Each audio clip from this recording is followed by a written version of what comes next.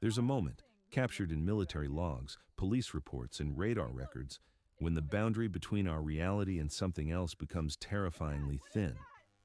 Picture this. An entire city stops, looks up, and sees the same impossible thing hovering in absolute silence above their homes. Not a distant light, not a fleeting glimpse. A structured craft, glowing, defying physics, tracked simultaneously by civilian radar, military installations, and witnessed by trained pilots who staked their careers on what they saw. It happened over Washington, D.C., while Cold War tensions peaked. It happened over Timisoara behind the Iron Curtain, where even dictatorship couldn't suppress the truth. It happened in 10 documented events where the evidence converges so perfectly that dismissal becomes more irrational than acceptance. What were these objects? Why did they choose populated areas? And why, after revealing themselves so brazenly, did they offer no explanation? The answers lie in the patterns these witnesses never knew they shared. The Washington, D.C. UFO incident of 1952 stands as one of the most notable episodes in American history.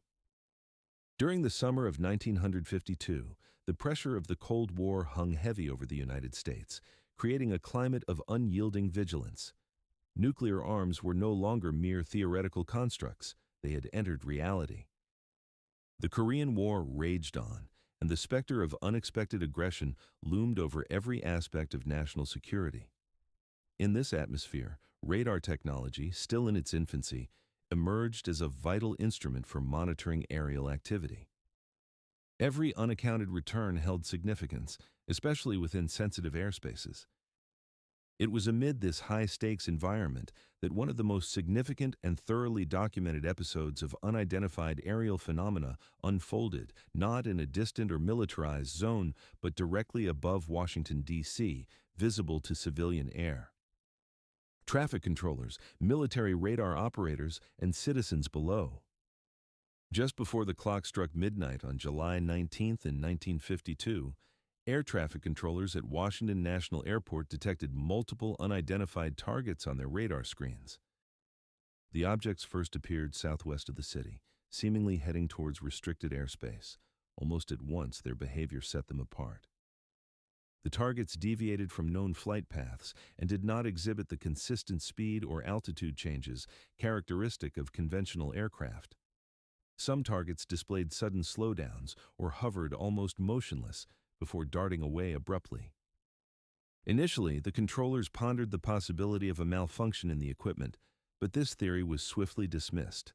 The radar system functioned correctly, with operators present being well-versed in recognizing false returns. To validate their observations, they reached out to Andrews Air Force Base, where radar operators confirmed they were also tracking the same unidentified targets utilizing independent systems. The objects were not artifacts or glitches. They represented genuine returns monitored across various radar setups. As the radar data continued, visual sightings began to coincide with the electronic readings. Personnel within the control tower reported witnessing extraordinary lights in the sky. One controller recounted a bright orange-white light behaving erratically, changing direction in ways that did not conform to typical aircraft maneuvers.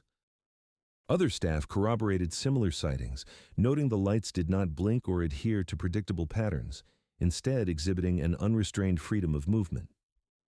On the ground, residents throughout the Washington metropolitan area began relaying observations of peculiar lights in the sky. Calls streaming into police stations and local news outlets came from individuals devoid of any connection to one another, yet describing analogous movements and appearances. The consistency of the reports suggested a singular ongoing event rather than distinct misidentifications. Military authorities swiftly became aware of the situation, leading to the decision to deploy interceptor aircraft. F-94. Starfire jets ascended from nearby air bases with direct orders to identify the enigmatic objects. Yet as the jets advanced toward the zones where radar targets had concentrated, an odd occurrence unfolded. Radar operators observed that the unidentified signals began to diminish or vanish entirely as the interceptors approached. When the jets were redirected or forced to retreat due to fuel constraints, the radar targets re-emerged. This peculiar sequence recurred several times throughout the night as the objects appeared to disappear in response to pursuit, only to return when the perceived danger subsided. Pilots engaged in the interception missions later reported challenges in visually establishing contact with the targets. In one notable instance, a pilot described an encounter with a light ahead of his aircraft that abruptly sped away at a pace he could not replicate. No conventional aircraft known to exist in 1952 possessed such capabilities. By the early hours of July 20th, the radar targets gradually faded from view and airspace conditions returned to their prior normalcy. The incident could have quietly slipped into military records if not for the scale of the response and the multitude of witnesses involved. News of the occurrences quickly spread, with reports of unidentified objects breaching restricted airspace over the nation's capital making headlines across the United States. The public became aware that military jets had been dispatched and that a clear explanation remained elusive. The timing heightened concern as the summer of 1952 had already been characterized by a surge in UFO reports nationwide. Remarkably, merely 1 week later, on the evening of July 26th, the phenomenon re-emerged. Radar operators once again detected unidentified targets encroaching on restricted airspace around Washington. The behavior mirrored closely the events from the previous weekend. Multiple radar installations tracked abrupt shifts in speed, erratic movements, and instances of apparent hovering. Visual confirmations were again reported by observers on the ground. Interceptor jets were once more scrambled, and yet again, as the aircraft neared the unidentified targets, the radar returns vanished, leaving the enigma of their presence lingering in the air like a faint whisper of the unknown. When the jets retreated, the unidentified targets re-emerged. During the subsequent incident, radar operators documented performance metrics that evaded conventional explanations.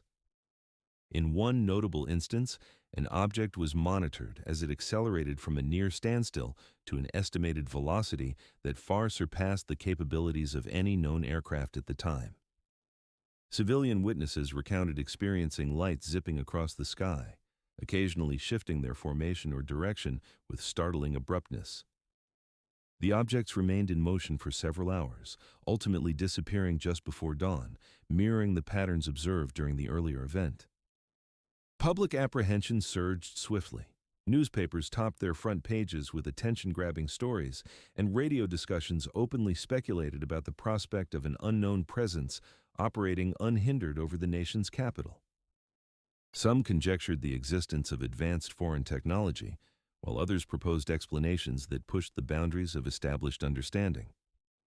In response to the escalating concern, the United States Air Force organized what would become the largest press conference since the end of World War II. Major General John A. Samford, serving as the Director of Air Force Intelligence, spoke directly to the nation.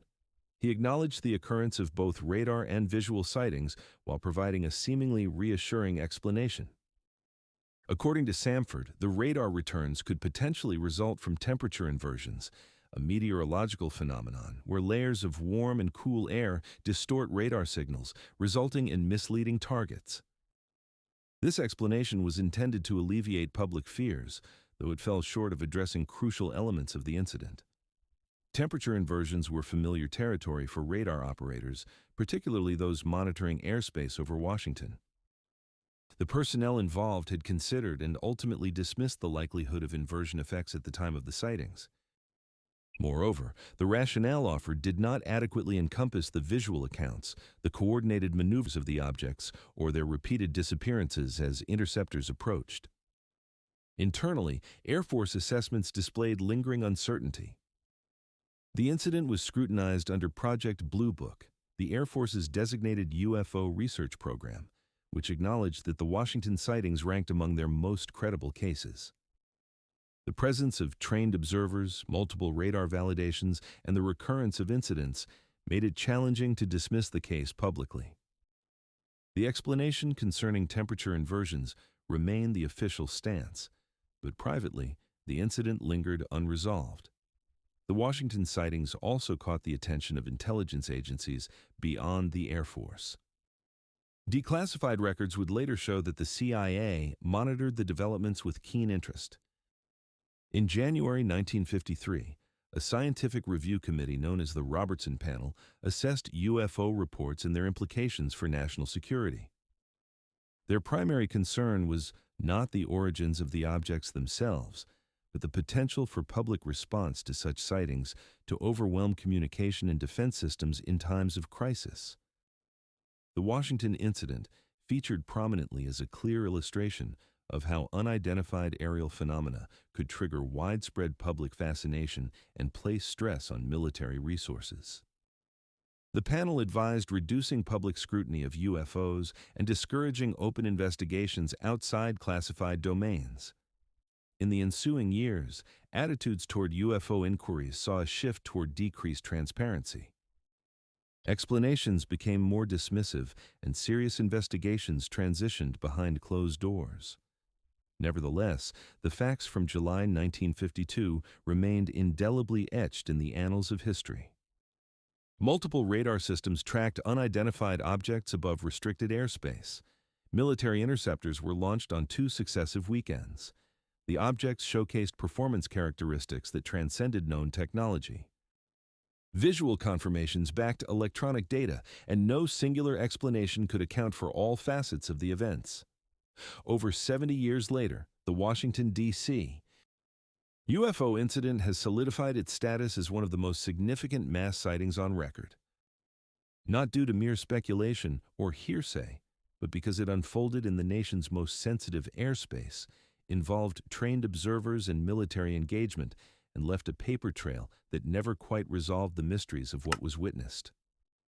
Whatever ventured into the skies above Washington during July of 1952 did so in a manner that was conspicuous, repetitive, and unchallenged, then disappeared, leaving an unresolved question that continues to elude conclusive answers. As for the Westall UFO encounter, it occurred on the morning of April 6, 1966, when West High School in Clayton South, a working-class suburb of Melbourne, operated just like any typical weekday. The school accommodated hundreds of students, predominantly teenagers, under the guidance of a complete teaching staff. The weather that day was notably clear, cool, and calm, with excellent visibility, devoid of storms or unusual atmospheric conditions in the vicinity. Shortly after 11 o'clock in the morning, during a mid-morning recess, attention began to divert from routine school activities. Students enjoying the outdoors began to notice something out of the ordinary traversing the sky. Initially, it looked like a bright metallic object catching the sunlight. Within moments, dozens of students were gesturing excitedly upwards. Teachers soon directed their gaze toward the phenomenon. What witnesses described did not align with conventional aircraft. The object was consistently characterized as circular or disc-shaped, exhibiting a metallic sheen and appearing light gray or silver. It lacked visible wings, a tail, cockpit, propellers, or exhaust. Several observers remarked that the object seemed solid, featuring a smooth surface that evenly reflected light without blinking or flashing in any way. As the object descended, it was apparent that it was heading toward a large grassy area adjacent to the school known as Grange Reserve, separated from the school grounds by a fence. Students rushed to the school's perimeter to obtain a clearer view. Teachers attempted to maintain order, but many soon recognized that a genuinely extraordinary event was unfolding before them. By the time the object neared the reserve, the crowd of onlookers had swelled considerably. Conservative estimates placed witness numbers between 200 and 300 students and staff, with additional observers emerging from nearby homes and passing streets. The event was unfolding under the bright daylight, with clear skies that provided unobstructed views. Witnesses recounted that the object either settled onto the grass or hovered just above the ground. While some accounts slightly differ on whether it made contact with the Earth, there was a strong consensus that it remained stationary at a low altitude long enough for careful scrutiny. Some observers reported a subtle humming or buzzing sound emanating from it, while others insisted on an eerie silence surrounding the craft. For several minutes, the object held its position, allowing onlookers to capture details regarding its form and behavior. The craft exhibited a remarkable stability, lacking the drifting quality of a balloon or the erratic motion of debris. It held its place with deliberate intention, as if governed by sentient control. After this brief period of stillness, the object initiated its ascent. Several witnesses noted a slight tilt of the craft before it accelerated upward. The quickness of this acceleration was striking and sudden. Multiple individuals reported that the object vanished from view in mere seconds, its speed remarkable. At the same time, some witnesses also described spotting smaller objects in the sky. These smaller craft were noted for their similar form but reduced dimensions, appearing to maneuver in sync with the primary object. However, accounts varied regarding their exact numbers and movements. Once the main object had vanished, attention shifted back to the field where it had been observed. Students and teachers claimed that the grass in the vicinity showed signs of being flattened in a circular or oval formation. The grass did not appear trampled as one might expect from the passage of many feet. Instead, it looked uniformly pressed down, as if weighed down by a force from above. A handful of witnesses even recalled the grass exhibiting a slightly altered hue, although reports of scorching were less widespread. Eventually, teachers directed students to return to class, but the disruption to the school day was palpable. Many students experienced a whirlwind of emotions, shaken, excited, or bewildered. Some made efforts to jot down their experiences, while others exchanged thoughts among themselves throughout the day. Word of the sighting quickly spread beyond the school walls. Local residents, having witnessed the object from surrounding streets, began to discuss the phenomenon with their neighbors. Reports soon reached local police and media outlets. By early afternoon, journalists had caught wind of the unusual occurrence. From that point forward, the events that transpired became one of the most contentious aspects of the Westall encounter. Numerous witnesses independently recounted seeing military personnel in the area shortly after the sighting. Students recalled the presence of uniformed individuals nearby the reserve and along the adjacent roads. Some mentioned spotting military vehicles. Teachers later indicated that they had been instructed not to publicly discuss the incident. Several former students stated that authority figures directly advised them to remain silent about what they had observed. Although the origin of these instructions remains a subject of debate, the impression left on witnesses was powerful enough that many chose to stay quiet for decades. Official explanations provided at the time were ambiguous and inconsistent. Some authorities proposed that the object could have been a weather balloon, while others hinted at experimental aircraft. No formal report was issued, nor was any physical evidence produced to substantiate these claims. The weather balloon argument faced immediate challenges. Witnesses consistently described encountering a solid metallic object capable of controlled descent and hovering, alongside rapid acceleration. Balloons are carried along by wind currents, lacking the precision to maneuver or accelerate swiftly. Furthermore, balloons do not generally leave flattened grass formations corresponding with those observed. Assertions regarding experimental aircraft fell equally flat. In 1966, no known aircraft matched the described shape or flight dynamics, particularly the silent hovering and abrupt vertical climb. Official records of test flights in that area were never released. In the days following the incident, media interest dwindled swiftly. Absent official validation or dramatic developments, the lot faded from public consciousness. For years, the Westall encounter persisted only within the memories of its witnesses. Decades later, researchers initiated a re-examination of the case. Former students, now grown, underwent interviews independently. Teachers present during the event also shared their narratives. Notably, many witnesses had not conversed with each other about the incident for years. Still, their testimonies exhibited remarkable uniformity.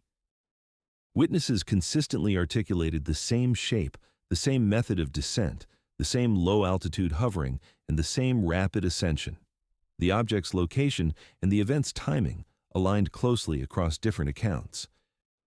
Psychologists and sociologists have observed that mass hallucinations involving hundreds of individuals, including both children and adults, yielding consistent and detailed descriptions, are incredibly improbable. The event unfolded during daylight under tranquil conditions, with numerous individuals observing it concurrently from various viewpoints. While physical evidence remained scant, reports of flattened grass were corroborated by multiple witnesses. Some recalled investigators examining the area afterward, while others remembered soil samples being collected. Yet, no official documentation of such investigations has surfaced. Australian government agencies have consistently declared that they possess no documentation pertaining to the incident. Despite the ongoing public fascination and numerous inquiries, no military records have been unveiled that would corroborate any involvement. This lack of documentation has emerged as one of the pivotal enigmas surrounding the case. The Westall UFO encounter is distinguished not by radar analytics or military interceptions, but rather by the astonishing number of eyewitnesses and the clarity of their observations. In stark contrast to numerous UFO reports that often hinge on a solitary observer or fleeting glimpses, the Westall incident featured prolonged sightings by hundreds of individuals. Moreover, what sets this event apart is the aftermath it instigated. Witnesses were actively discouraged from discussing their experiences, and the official explanations were deemed insufficient. A thorough investigation was never disclosed to the public. For those who experienced it, the moment was ephemeral, yet profoundly impactful. Numerous witnesses have conveyed that the event remained etched in their memories for decades. Some only chose to share their accounts publicly years later, upon realizing that many others had encountered the same phenomenon. Today, the Westall UFO incident is celebrated as one of the most compelling mass sightings in modern UFO history. Its resolution remains elusive, not due to a deficiency of testimonies, but rather the absence of authoritative answers.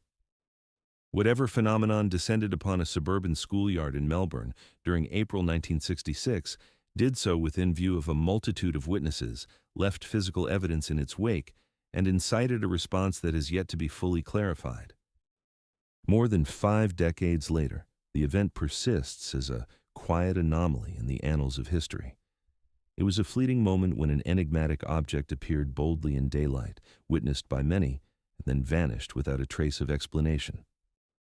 The Belgian UFO wave of 1989 to 1990 followed. In the late months of 1989, Belgium was a country not accustomed to aerial enigmas. Its airspace was small, meticulously monitored, and routinely traversed by civilian and NATO aircraft. The integration of Belgian air defense systems with NATO's early warning infrastructure meant that the country maintained stringent control over unauthorized incursions.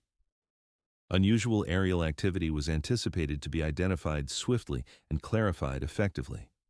That expectation would be subtly unraveled over the span of the subsequent 18 months. On the evening of November 29, 1989, residents in eastern Belgium began reporting unusual occurrences in the sky. Individuals from various towns described a large, dark, triangular object gliding silently and slowly at a low altitude. The object was frequently characterized as possessing 3 bright white lights at its corners, accompanied by a pulsing red or orange light at its center. What was particularly striking was not solely the object's form, but its behavior. It demonstrated purposeful movement, at times hovering, occasionally drifting leisurely, and at other moments accelerating suddenly. There was an absence of engine noise, no visible exhaust, and no conventional flight pattern. Police departments throughout Belgium started receiving calls almost simultaneously. Officers were dispatched to investigate, many becoming witnesses themselves in the process. These sightings were neither brief nor ambiguous. Officers reported observing the object for extended durations, at times several minutes from a close vantage point. In one early account, multiple police officers in the town of Upapin recounted witnessing a sizable triangular craft pass overhead at a low altitude. They marked its immense scale, estimating it to be significantly larger than a fighter jet. The object glided slowly, almost as if it were assessing the surroundings before accelerating away silently. As the volume of reports increased, it soon became apparent that this was not a singular incident. Similar sightings emerged across varied regions of Belgium in the days and weeks that followed. Civilians, police officers, and military personnel alike described the same fundamental object and its behavior. The Belgian Air Force took the reports seriously. Unlike many other nations, Belgium adopted an unexpectedly transparent stance. Rather than dismissing the accounts, military officials candidly acknowledged them and confirmed that an investigation was underway. Radar systems were put on heightened alert. Communication between civilian air traffic control, military radar stations, and NATO systems was thoroughly reviewed throughout 1990. Sightings continued unabated. The objects were predominantly recounted as triangular or delta-shaped, operating at low altitudes, typically between 300 and 1,000 meters. Witnesses frequently noted that the craft seemed to maneuver independently of prevailing winds and could hover in place for protracted durations. Some recounted seeing the object gradually rotate while remaining stationary. A critical aspect of the Belgian wave was the consistency in eyewitness reports. Accounts from witnesses across different regions, many of whom were unaware of other sightings, detailed nearly identical objects. Police sketches aligned with civilian drawings, timestamps corroborated across various locations in a manner that suggested a singular object traversing significant distances. On the night of March 30, 1990, the wave reached its most documented and consequential juncture. That evening, Belgian military radar systems registered unknown aerial targets maneuvering within national airspace. The radar returns were unusual, indicating objects capable of rapid accelerations, swift altitude alterations, and abrupt directional shifts. In response, the Belgian Air Force mobilized 2 F-16 fighter jets from Bovchan Air Base. The attempt to intercept was meticulously documented. As the F-16s approached the targets, their onboard radar systems achieved a brief lock-on. However, almost immediately, the radar readings exhibited dramatic fluctuations. The tracked object accelerated with astounding rapidity, plummeting from approximately 10,000 feet to below 1,000 feet within seconds, only to ascend again at an extreme velocity. At one juncture, acceleration rates were estimated to exceed over 40 Gs, far surpassing the structural capabilities of any known aircraft. The radar lock was intermittently lost and regained. At each instance, the target exhibited flight characteristics that defied the limitations of conventional aviation technology. Despite the apparent extreme velocities, there were no sonic booms reported. Pilots failed to visually confirm the object, a factor later highlighted by skeptics casting doubt on the incident. Nonetheless, military officials underscored that the radar data alone validated the presence of anomalous behavior. A variety of radar systems, both grounded and airborne, documented the occurrence. After several minutes of observation, the unknown target vanished from radar screens, leading the F-16 to return to base without engagement. What distinguished this incident was not only the compelling radar data, but also the extensive official response that followed. The Belgian Air Force publicly acknowledged the intercept attempt. They disseminated radar graphs and flight data while conducting press briefings. Colonel Wilfried Darrower, a senior officer within the Air Force, candidly conveyed that the phenomenon was genuine, that it was not hostile, and that it eluded explanation based on the information at hand. This level of openness marked a significant departure from typical military protocol. Throughout 1990, sightings persisted sporadically, with civilians reporting low-flying triangular crafts traversing highways, residential neighborhoods, and rural locales. Police officers once again filed reports affirming visual observations. In certain instances, officers described the craft as silently hovering above their patrol vehicles, casting light over the ground beneath. The sheer volume of eyewitnesses rendered mere misidentification increasingly implausible. Estimates suggest that thousands of individuals witnessed the phenomenon throughout this wave of sightings. In April 1990, a photograph captured near Pit Ration garnered international attention. This image seemed to depict a triangular craft with 3 distinct lights. Initially circulated widely, the photograph was viewed as substantial visual evidence. However, years later, The photographer confessed to having fabricated a model, thereby casting doubt on that specific image. Importantly, Belgian officials reiterated that the photograph was never pivotal to their investigation. The case did not hinge on a singular image. Instead, it relied on radar data, pilot accounts, police reports, and hundreds of civilian testimonies. Various alternative explanations were posited, including secretive aircraft, experimental NATO platforms, or misidentified helicopters or planes. Each of these hypotheses faced critical challenges. Belgium lacked any experimental triangular aircraft programs.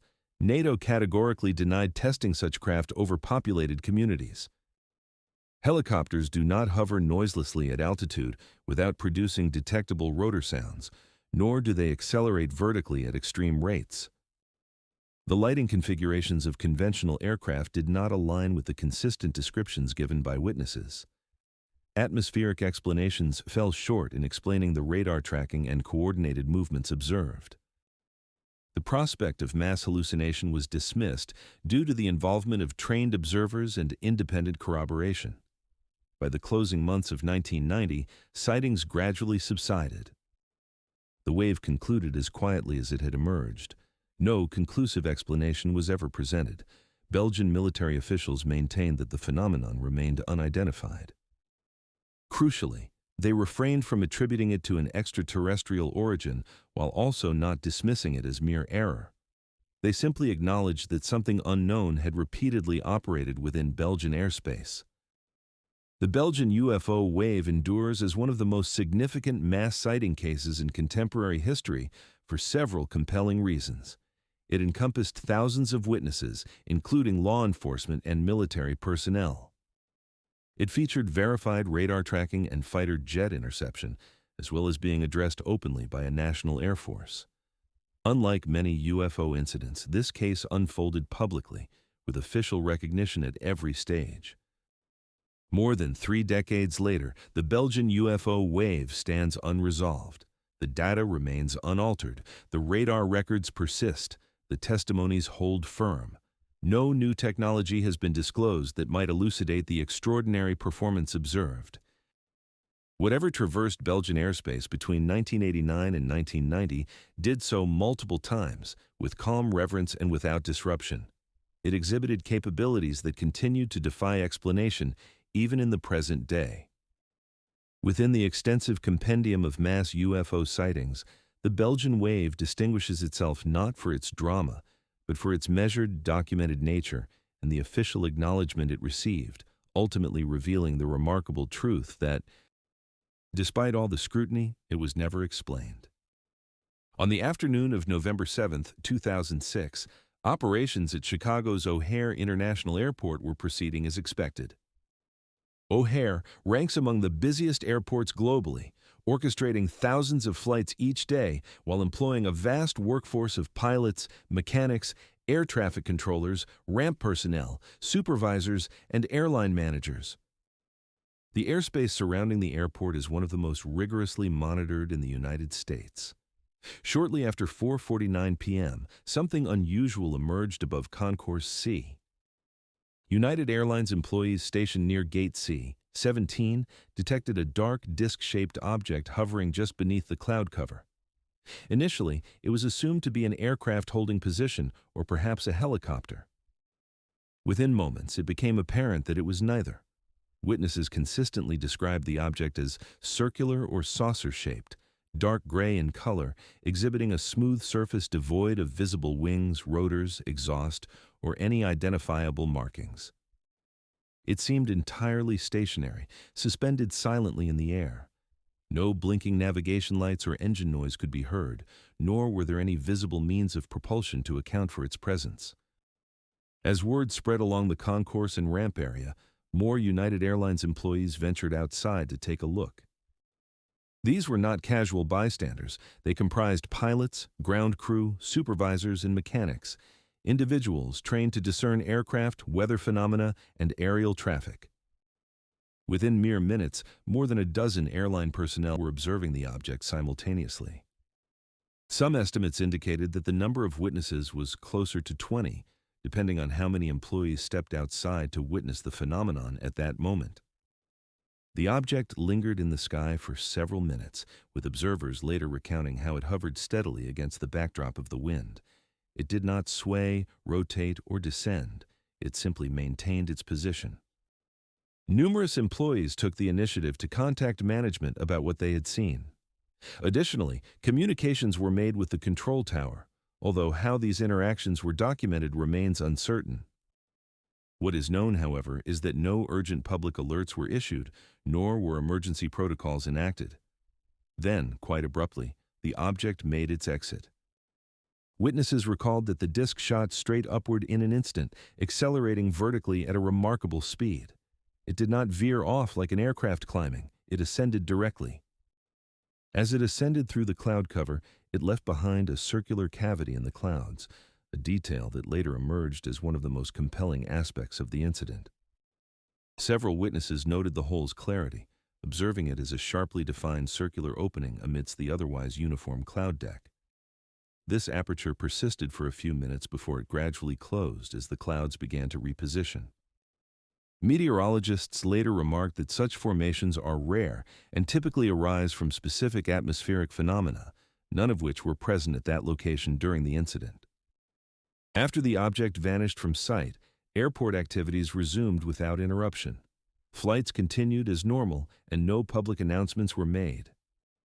Passengers within the terminal remained largely oblivious to the unusual occurrence that had transpired. The event might have remained a quiet internal affair had it not been for the conversations that several United Airlines employees initiated among themselves after finishing their shifts. A few employees reached out to reporters, and within weeks, the story found its way to the Chicago Tribune. When Tribune reporter John Hilovich began his inquiry, he interviewed various United personnel independently. Interestingly, none of them were well acquainted with one another. Their accounts displayed a remarkable consistency. The object's shape, location, duration, and method of departure were aligned across storylines. Notably, these witnesses showed willingness to be identified as airline employees, with some requesting confidentiality due to concerns about potential professional repercussions. Several openly admitted that they had never encountered anything like it throughout their careers. The Chicago Tribune subsequently approached the Federal Aviation Administration for a statement. In response, the FAA asserted that they had not investigated the incident due to the absence of reported radar data. This response elicited immediate scrutiny. O'Hare's airspace is monitored by several radar systems, both civilian and military. The failure to explain the absence of radar data in detail only heightened the intrigue. The FAA offered the possibility that the sighting might have been a weather phenomenon, yet failed to specify any mechanisms that could substantiate this claim. Meteorologists consulted by the Tribune expressed doubts, illustrating that the object's stationary hover and swift vertical ascent did not align with established atmospheric effects. United Airlines provided a succinct statement acknowledging employee reports of seeing something peculiar, but deferred to the FAA for further investigation. The FAA opted not to delve deeper into the incident. No comprehensive incident report was produced. This lack of inquiry transcended into one of the most contentious aspects of the case. Diverging from previous UFO incidents, this event unfolded in the modern era within regulated airspace at one of the world's busiest airports and was witnessed by seasoned aviation professionals. Yet, it was met with apparent disregard by the authorities. Independent researchers scrutinized weather data from the day of the event. Conditions were overcast, with a continuous cloud layer at approximately 7,000 feet. No storms were occurring, nor were there any temperature inversions that might create visual distortions, and no known atmospheric phenomena could account for the formation of a solid disc-shaped object with clear edges. The circular opening in the clouds was examined in detail. Meteorologists confirmed the existence of a phenomenon termed hole punch cloud, but clarified that such formations generally develop gradually, not instantaneously, and are linked with ice crystal formation from aircraft traversing through clouds. In those cases, the aircraft itself is visible, and the whole expands outward over time. None of these conditions aligned with the O'Hare incident, as no aircraft was noted passing vertically through the cloud layer at that moment. There were no recorded flight paths matching the claimed movement.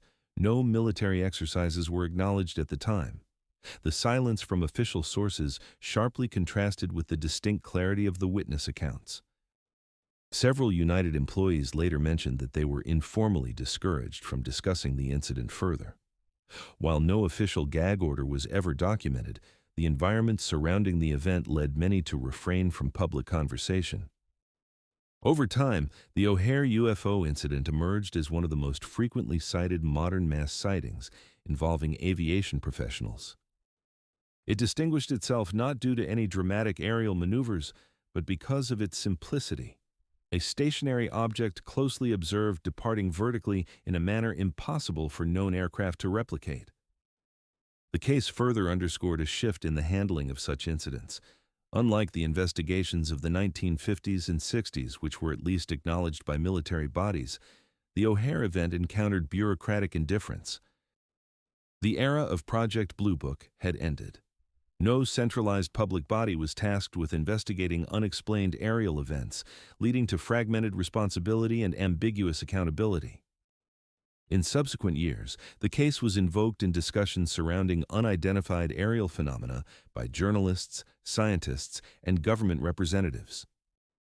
It became a poignant illustration of how credible sightings could manifest within regulated environments, yet still elicit no substantial examination. When the United States government eventually recognized the reality of unidentified aerial phenomena alongside the limitations of radar and sensor coverage, the O'Hare incident was frequently referenced in hindsight as an early instance of such deficiencies. To this day, no official explanation has been proffered that comprehensively accounts for every aspect of the event. The object in question was witnessed by multiple trained observers. It hovered in silence, then departed vertically at an astonishing velocity, leaving a physical imprint in the cloud layer, and it did so within one of the most scrutinized airspaces globally. The mystery of the O'Hare International Airport UFO remains unresolved, not for a lack of witnesses or contextual depth, but because it revealed an aversion to confronting the unknown, even when it was observable. For those individuals who witnessed it, the memories remain vivid. For researchers delving into this case, it serves as a reminder that mass sightings do not necessarily come neatly packaged with explanations. Even as we progress into an era marked by radar regulation and oversight, the Hudson Valley UFO sightings, spanning from 1982 to 1986, illustrate this ongoing conundrum. In the early 1980s, the Hudson Valley region was largely unremarkable in terms of mystery or obscurity. Stretching northward from New York City along the Hudson River, this area encompassed suburban neighborhoods, stretches of farmland, commuter towns, and key transportation routes. Commercial airline traffic was a daily occurrence overhead, with nearby military installations being well known. Residents had grown accustomed to observing aircraft, helicopters, and satellites gliding across the night sky. This familiarity is precisely why the unusual phenomena that began manifesting in the Hudson Valley during the early 1980s so deeply unsettled the local populace. The sightings did not debut with any singularly dramatic occurrence. There was no abrupt headline or isolated incident. Rather, reports began to surface quietly, residents describing large and peculiar objects traversing low over their homes, roads, and rivers. As time progressed, these accounts multiplied, spread out over a wider geographic area, and persisted for years. By the mid-1980s, the Hudson Valley UFO sightings had evolved into one of the most extensive and enduring waves of mass sightings documented in American history. The objects were consistently described by witnesses. They reported seeing gargantuan low-flying crafts resembling a wide V or boomerang, frequently extending hundreds of feet from tip to tip. Below their surface lay rows of illuminated lights, at times white, at others multicolored, all arranged in orderly lines or geometric formations. These crafts moved gently, silently, and with intention. Unlike meteors or satellites, they did not dart across the sky. Unlike conventional airplanes, they neither adhered to standard flight paths nor produced the characteristic sounds of an engine, nor did they display typical navigation lights. They hovered low enough for observers to gauge their dimensions, often just above treetops or rooftops. One of the first widely recognized incidents unfolded in 1982 near Brewster and Putnam County. Residents driving along rural routes reported a gargantuan V-shaped object hovering above them. Some individuals pulled over, exiting their vehicles to get a closer look. The craft progressed slowly, maintaining a steady altitude before drifting away into the distance. As the reports grew more frequent, discernible patterns began to surface. Sightings often transpired in the evening hours or shortly after dusk. The objects typically traversed the Hudson River corridor or major thoroughfares such as the Taconic State Parkway. In several instances, multiple towns reported sightings on the same evening, indicating the same entity had traveled considerable distances. The number of witnesses burgeoned into the hundreds and then the thousands. Law enforcement officials counted among those who observed the phenomenon. Officers from the Westchester, Putnam, and Dutchess County departments filed accounts detailing large, silent crafts sailing overhead. These trained observers were accustomed to evaluating aircraft and recognizing unusual activity. Several officers candidly admitted they could not identify what they had witnessed. One particularly cited police report stemmed from officers responding to a flurry of calls from residents believing something was flying dangerously low over their locality. Upon arrival, the officers themselves spotted a large object adorned with multiple lights hovering slowly above the ground. The officers later declared that the craft bore no resemblance to any known aircraft. The sightings were not confined to isolated rural locales. Suburban neighborhoods also reported objects drifting directly overhead.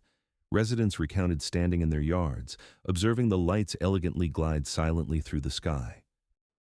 Some remarked that the object appeared so vast it obscured the stars beyond it. In several accounts, witnesses described the craft as hovering or slowing almost to a standstill. Others noted its gentle banking, offering a clearer view of its form. The lights lacked the flashing patterns typical of aircraft beacons. They glowed consistently. As reports flourished, local newspapers began covering the phenomenon. Journalists interviewed witnesses, often commencing with skepticism, but the sheer volume of accounts made dismissal increasingly untenable. Individuals from varied backgrounds, professions, and towns articulated similar observations. By 1983, discussions surrounding the Hudson Valley sightings reached a national audience. Among the most frequently proposed explanations at the time was the idea that witnesses were misidentifying small aircraft flying in formation, such as ultralight planes. Skeptics posited that a group of pilots operating in a V formation could create the illusion of a larger craft. However, this rationale left many witnesses unconvinced. Ultralight aircraft generate considerable noise, especially when flying at low altitudes, yet witnesses consistently reported complete silence. Furthermore, ultralights cannot hover or operate at extremely low speeds without stalling. Additionally, the estimates regarding the size of the objects reported by witnesses surpassed any plausible dimensions of small aircraft formations. Another hypothesis suggested military jets, given the proximity of installations like West Point and Stewart Air National Guard Base. Nevertheless, military officials refuted claims of any aircraft matching the descriptions or piloting at such low altitudes over civilian zones. No flight logs emerged to clarify the phenomenon. Crucially, these sightings persisted year after year. If this occurrence were simply a prank or resultant of misidentification, it would demand an extraordinary level of sustained coordination across multiple years, locations, and varying weather conditions. An absence of any evidence pointed to such a orchestrated effort. A particularly striking dimension of the Hudson Valley wave was the remarkable number of witnesses reporting similar encounters on individual nights. In several instances, dozens of individuals recounted their observations of the same object occurring within a brief time span. An influx of calls reached police departments and radio stations alike. Some sightings were further substantiated through photographs and video recordings, albeit the limitations of contemporary technology obscured clarity. Still, the captured images revealed lines of lights maneuvering in formation, aligning with witness descriptions. Researchers commenced the systematic compilation of these reports. Organizations such as MUON chronicled hundreds of cases from the area. Investigators remarked on the extraordinary consistency in descriptions provided by witnesses who had never conversed with one another. Psychological explanations, such as mass hysteria, were explored but ultimately dismissed. The sightings manifested sporadically over multiple years, not in one emotionally charged moment. Witnesses frequently reported encountering the objects prior to being informed about additional sightings. Weather-related explanations found little traction, as the objects continued to appear across a wide spectrum of conditions, including crystal-clear nights marked by excellent visibility. They moved independently of wind direction and atmospheric patterns. By the mid-1980s, the Hudson Valley sightings ingrained themselves within local culture. Residents shared jokes about these peculiar events, although an undercurrent of unease persisted. Many witnesses conveyed that their primary discomfort stemmed from confusion. They had witnessed something that defied categorization. Despite the scale of the phenomenon, no comprehensive governmental investigation was made publicly known. Unlike previous decades, Project Blue Book had ceased to exist, with the responsibility for unidentified aerial sightings fragmented among various agencies, none of which fully claimed ownership of the case. This lack of an official response only added to the enigma. As 1986 rolled in, the sightings began to wane gradually. Their frequency diminished until they ultimately ceased, shrouded in silence. No explanation was ever presented to account for their vanishing. Years later, researchers returned to examine the Hudson Valley case once more. Witnesses were re-interviewed and police reports scrutinized. Patterns retained their consistency. Many witnesses asserted that their memories of the sightings remained vivid even decades later. Significantly, numerous individuals articulated the same emotional reaction: certainty. They did not purport to know what the object was, but they were resolute about what it was not. It was not an airplane. It was not a helicopter. It was not a star or a satellite. The Hudson Valley UFO sightings stand out in the annals of history due to their longevity, magnitude, and credibility. Thousands of people, scattered across multiple counties, reported witnessing the same type of object over an extended period. Law enforcement officers corroborated sightings, and no conventional explanation satisfactorily accounted for all dimensions of the phenomenon. Unlike isolated moments, this constituted a protracted array of events woven into the fabric of daily existence. Individuals commuted to work, drove home, and occasionally looked skyward, only to encounter something vast and silent gliding overhead. Whatever traversed the skies of the Hudson Valley between 1982 and 1986 did so in the open, repeatedly. It adhered to consistent trajectories, exhibited uniform characteristics, and prompted consistent testimonies. Over 40 years later, the case remains unresolved. Classified documents to elucidate the sightings are non-existent, no experimental initiatives have been revealed in hindsight, and no known natural phenomenon reconciles with the amassed evidence. The Hudson Valley sightings endure as one of the most compelling examples of a genuine mass UFO wave, not because of a singular, dramatic incident, but because of years of quiet, persistent encounters observed by countless ordinary individuals who knew their skies intuitively. The Exer UFO incident, occurring in 1965, provides another intriguing account. In the mid-1960s, the quaint town of Exit, New Hampshire, was tranquil, rural, and largely sheltered from the tumultuous events of the era.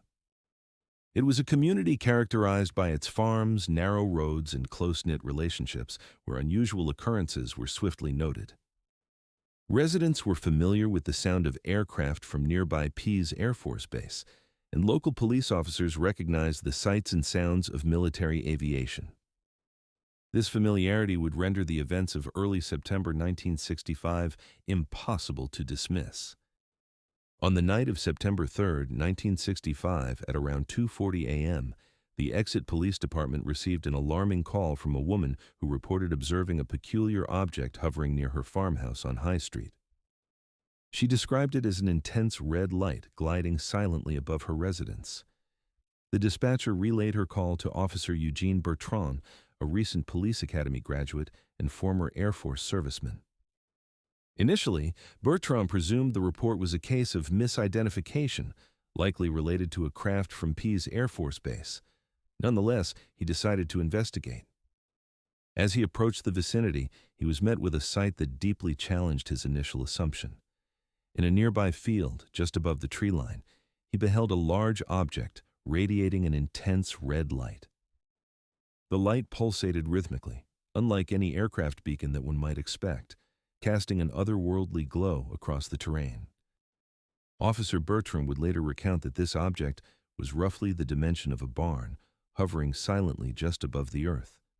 Its movements appeared smooth and intentional, absent of any visible means of propulsion. The intensity of the red light was astonishing, casting elongated shadows and illuminating the field beneath it as if wielding a massive spotlight. Overwhelmed by disbelief and uncertainty regarding what lay before him, Bertrand promptly radioed for backup. Within moments, additional officers from Exit arrived on the scene, including Officer David Hunt, who independently witnessed the same phenomenon. Both officers observed as the object began to ascend slowly above the treetops before gliding away from the field, maintaining an unusually low altitude while emitting not a sound. It crossed Route 101, passing closely enough for the officers to comprehend its dimensions and manner of motion. Their accounts indicated that it initially traveled at a leisurely pace before abruptly accelerating and vanishing into the night sky. Quickly, the officers reached out to Pease Air Force Base to ascertain whether any aircraft were operating within the vicinity. The base, however, denied any activity at that hour. What might have been brushed off as an isolated anomaly transformed into something far more significant.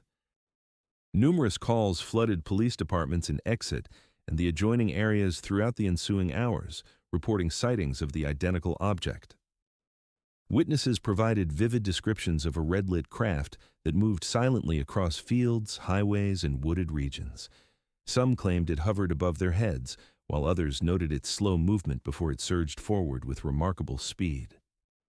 Officers Bertrand and Hunt responded to an array of these calls, consistently encountering the enigmatic object as it navigated through the region.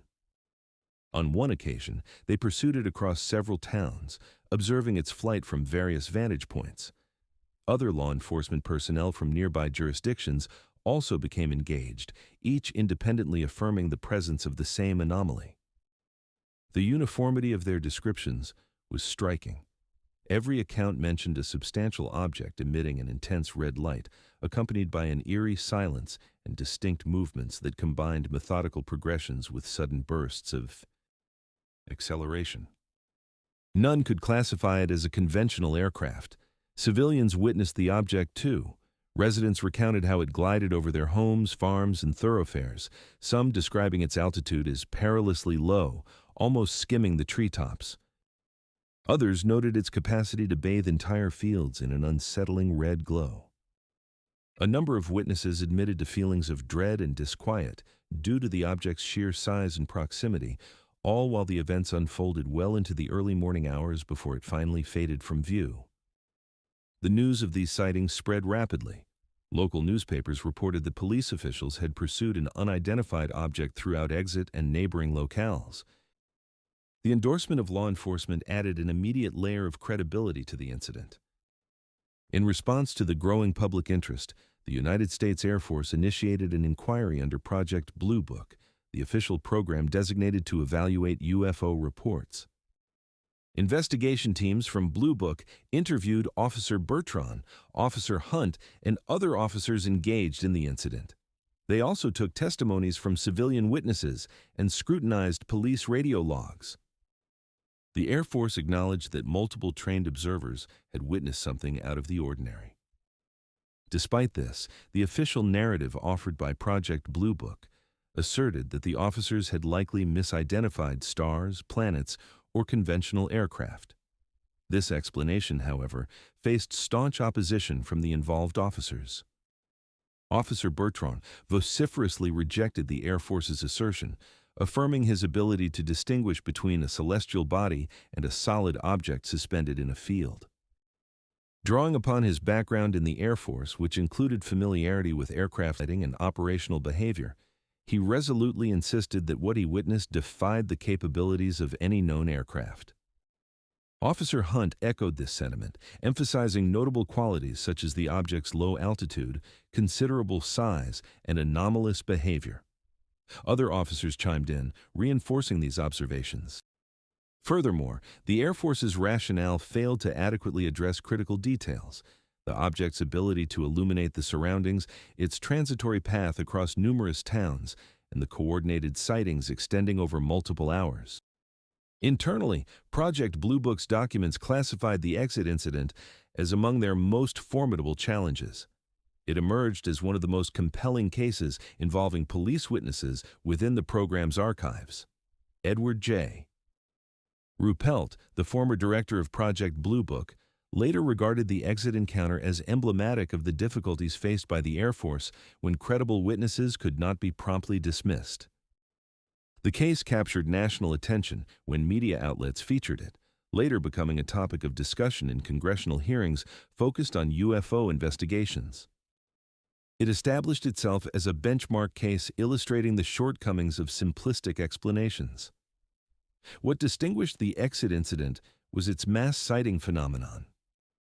This was not a singular observer mistaking a distant glow. It involved numerous police officers, citizens from various towns, and repeated sightings prolonged across several hours. The object was viewed from different perspectives, at varying distances, and under diverse conditions, yet the descriptions remained remarkably consistent. Psychological theories, such as mass hallucination, seemed implausible under these circumstances. Witnesses, scattered across various locations, responded independently to reports. Many harbored no knowledge of other sightings until after their own encounters with the object. The weather that evening was clear, with no storms or atmospheric disturbances reported that could explain the extraordinary sightings.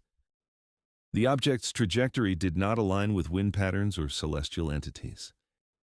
The proximity to Pease Air Force Base posed additional questions, yet the base consistently denied any involvement, yielding no flight records that could elucidate the sightings, nor acknowledging any experimental aircraft programs. Over time, the exit UFO incident emerged as one of the most frequently referenced examples in conversations regarding credible UFO sightings. It illustrated that unidentified aerial phenomena extended beyond distant lights or mere radar anomalies. They could be witnessed distinctly at close range by trained professionals. Even decades later, the witnesses steadfastly maintained their accounts. Subsequent interviews revealed that the officers' recollections remained vivid and unaltered, with none deciding to recant their statements. This case also illuminated a transformation in the official approach to handling UFO reports. Although the Air Force conducted an investigation into the incident, the public explanation appeared increasingly removed from the evidence that had been amassed.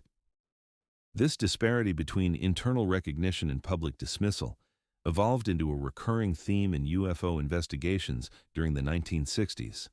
Today, the Extor UFO incident lingers in ambiguity. No conventional explanation has satisfactorily accounted for all aspects of the sightings.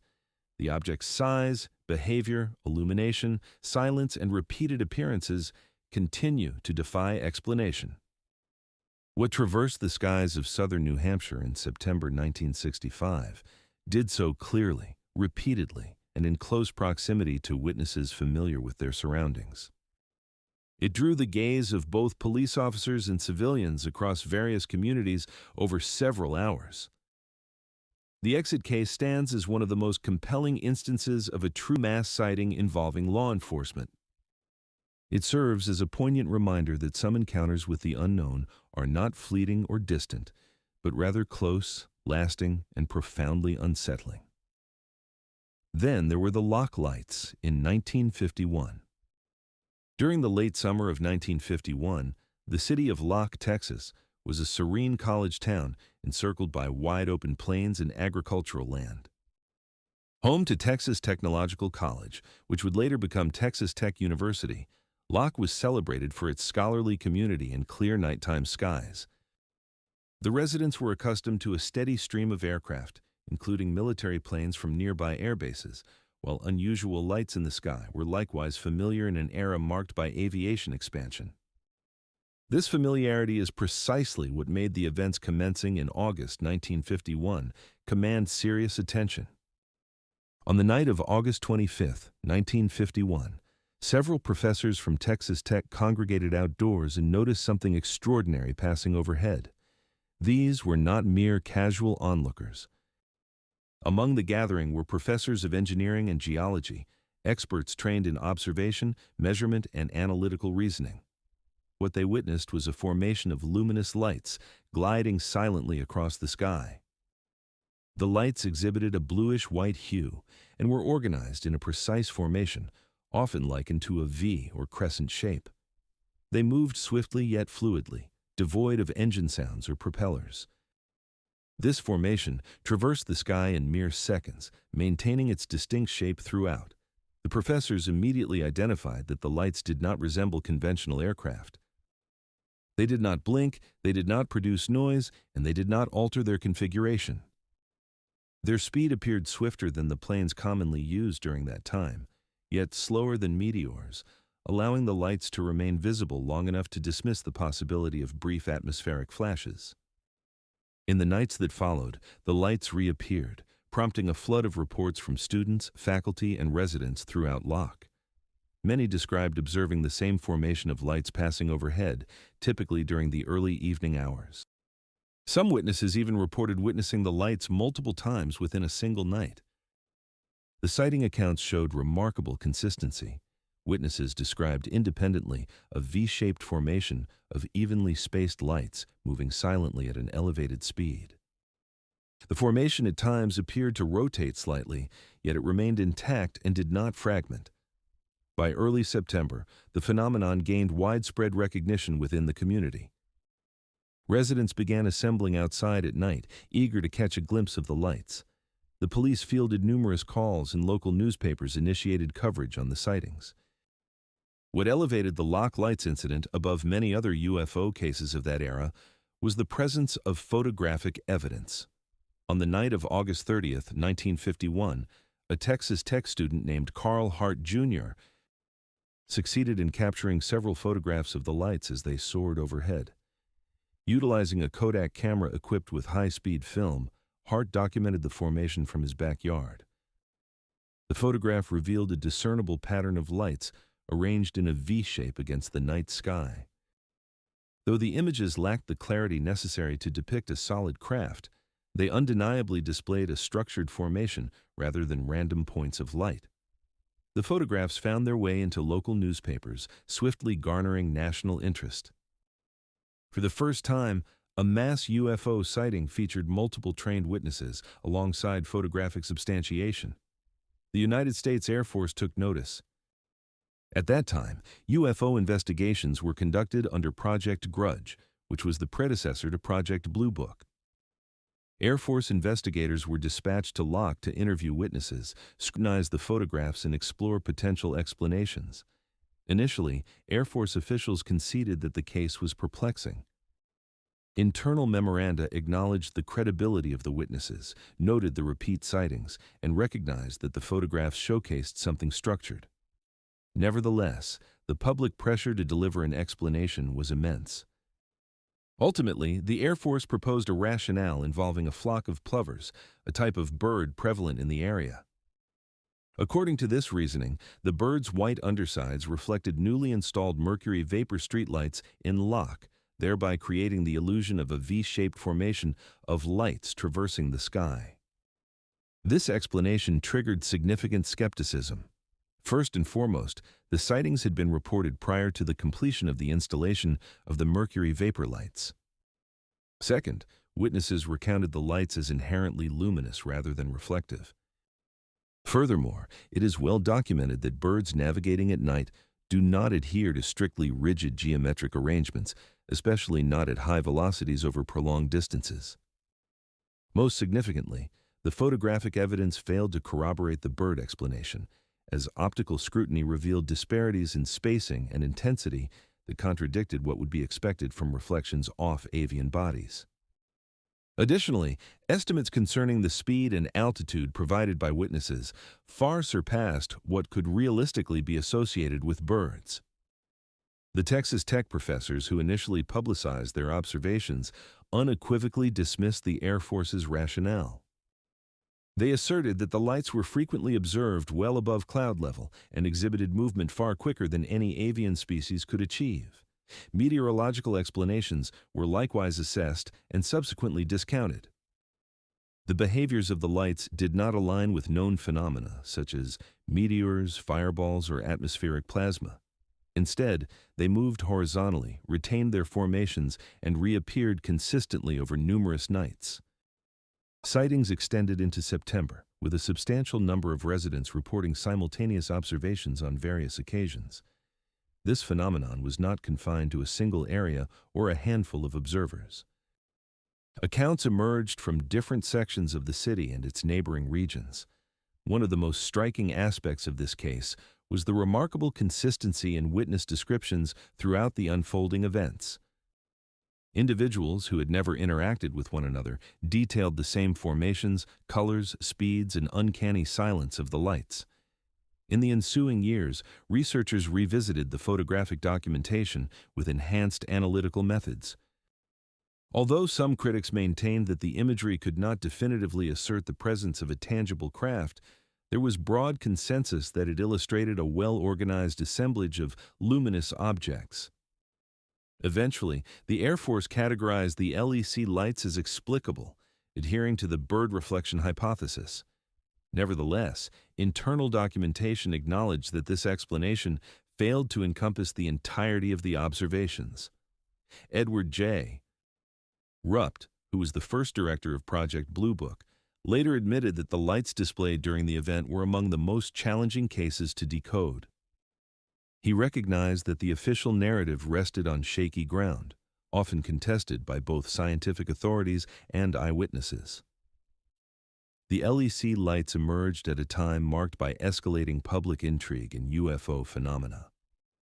This case served as a pivotal point in dialogues concerning whether such sightings represented mere misapprehensions or if they hinted at something profoundly enigmatic. Unlike numerous other UFO incidents, the occurrences of the LEC lights transpired over a span of weeks, engaged hundreds of witnesses, and were accompanied by substantial photographic evidence. The situation illustrated that mass sightings could materialize in everyday contexts, witnessed by educated individuals under optimal conditions. Notably, no evidence has ever surfaced linking these lights to experimental aircraft or covert military operations.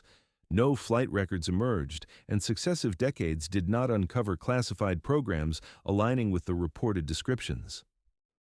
Though the bird hypothesis remains the officially recognized explanation, it stands under rigorous scientific scrutiny.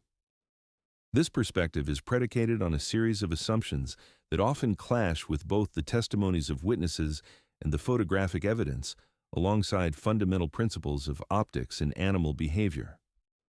Today, the LEC lights are regarded as one of the most extensively analyzed mass UFO sightings in history. They are frequently referenced within academic discourses, UFO research literature, and historical appraisals of aerial phenomena. The events that transpired over Locke in the late summer of 1951 were observed by scientists, captured on film by civilians, and investigated by the United States Air Force. Yet, an all-encompassing explanation has yet to emerge capable of elucidating the complete spectrum of evidence. This case serves as a poignant reminder that even in an era devoid of modern drones, satellites, and sophisticated digital manipulations, a large group of people could collectively witness the same undecipherable phenomenon, leaving behind a legacy of documented encounters that defy simplistic classification. More than 70 years later, the LEC lights remain a mystery, not due to a lack of data, but rather because the collected evidence itself stubbornly eludes conventional categorization. Moving forward, the Fatima miracle of the sun in 1917 stands as another captivating instance worthy of exploration. During the autumn of 1917, Portugal found itself in a period of great hardship. The aftermath of the First World War cast long shadows over the nation, with economic struggles rampant and political instability eroding public confidence in governing bodies. Rural communities, in particular, leaned heavily on tradition, faith, and communal narratives. In this setting, one of the largest mass sighting events chronicled in history commenced. It did not begin on the 13th of October. Instead, the origins trace back to the spring of 1917, when 3 children from the village of Fatima, Lucia dos Santos and her cousins, Jacinta and Francisco MTO, claimed to experience recurrent apparitions at a site known as Cova. According to their testimonies, these apparitions materialized monthly, delivering messages that culminated in a promise of a public sign on the 13th of October, meant to instill belief in all. News of the children's assertions spread with remarkable swiftness throughout the region. By summer, crowds began to assemble, gathering on the 13th of each month. Motivations varied widely among attendees. Some came driven by faith, others by mere curiosity, and many arrived skeptically. Reporters, government officials, scientists, and openly anti-religious figures were all in attendance. Notably, this gathering did not resemble a mere religious affair. It represented a public event that sparked wide-ranging debate and garnered extensive media coverage. On the morning of the 13th of October, 1917, tens of thousands of people converged upon the field surrounding Cova. Estimates regarding the size of the crowd differ, but conservative figures contemporaneous with the event suggest attendance ranging from 30,000 to over 70,000 individuals. Journalists of the time wrote about enormous throngs sprawling across the terrain. That morning, the weather was inhospitable, with persistent heavy rain. The ground quickly turned to mud, and men in attendance stood exposed to the elements for hours. Clouds lingered low and dense across the expanse above, nearly cloaking the sun from view. Such atmospheric conditions were thoroughly chronicled in newspaper reports that emerged the following day. Shortly past noon, the downpour subsided, and observers noted the thinning of the clouds, unveiling the sun's rays through an opening in the heavens. What unfolded thereafter was recounted by countless individuals, echoing a shared experience. According to a broad consensus among attendees, the sun manifested as a silvery orb that could be gazed upon directly without causing any discomfort. Eyewitnesses recalled observing it begin to rotate or spin, radiating multicolored light which danced across the cloud cover and the surrounding scenery. The hues mentioned ranged widely, including shades of yellow, blue, purple, and red. After several minutes, numerous witnesses noted that the disk seemed to detach from its stationary position in the sky, descending towards the ground in a serpentine or oscillating trajectory. Fear rippled through sections of the crowd. Some feared the end of the world was nigh, prompting others to kneel in prayer or flee from the scene. This extraordinary occurrence reportedly transpired multiple times over an interval of roughly 10 minutes. One of the most remarkable aspects of this event was the plurality of both secular and dismissive onlookers who attested to witnessing the same spectacle. Reporters from outlets such as Oculo, a publication known for its anti-clerical stance, described the occurrences in vivid, matter-of-fact language, devoid of religious overtones, but rather portraying something visually spectacular. The journalist Avelino de Almeida described how the sun trembled and executed movements that defied all known cosmic principles. His account prioritized observation over belief, and this sentiment resonated through other reports from the press. Equally striking were the testimonies from individuals situated many miles away from Fatima, claiming to witness the same phenomenon. Observers in adjacent towns reported similar atypical solar behavior simultaneously, despite their absence from the gathering and lack of knowledge regarding the children's prophecies. Weather data corroborated a sudden change in meteorological conditions around the time of the occurrences. While abrupt breaks in cloud cover may not be uncommon, they do not encapsulate the described motions, rotations, or descents of the sun. One of the most frequently referenced physical effects was the state of clothing and ground conditions. Attendees recounted that their garments, which had been drenched moments prior, suddenly turned dry after the event. Furthermore, the muddy ground in certain areas appeared significantly drier. These observations were independently corroborated by a multitude of attendees. From a scientific angle, this posed a conundrum. No recognized meteorological phenomenon could concurrently produce widespread visual phenomena, perceived solar movements, colorful emissions, and the rapid desiccation of wet clothing over such a vast area. Speculations involving astronomical phenomena were considered but largely dismissed. The sun cannot physically maneuver in the manner described without unleashing catastrophic repercussions for the Earth, which evidently did not transpire.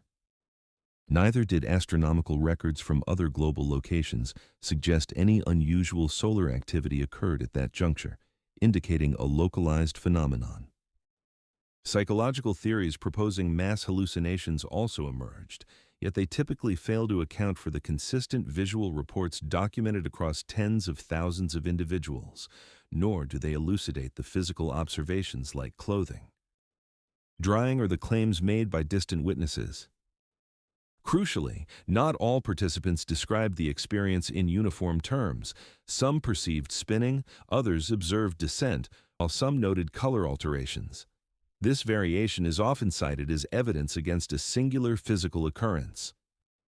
Nevertheless, researchers contend that variability is expected in large gatherings, observing a bright object amidst changing atmospheric conditions, with core details of the unusual solar appearance, motion, and light remaining consistent. The Portuguese government refrained from launching any formal scientific inquiry during that period. However, the event was meticulously recorded in newspapers, letters, and subsequent accounts, offering an exceptional level of detail for a mass sighting of such magnitude. Years later, the Catholic Church undertook its own investigation, focusing on the theological ramifications rather than the physical explanations. In 1930, the Church officially pronounced the event as worthy of belief. This declaration did not strive to scientifically demystify the phenomenon. From the perspective of UFO research, the Fatima occurrence remains contentious, with some scholars arguing against its inclusion due to its religious framing, while others emphasize that the phenomenon itself, devoid of interpretative context, closely mirrors descriptions prevalent in contemporary mass UFO sightings. A luminous disk, erratic movements, color transformations, and apparent descent and widespread observation.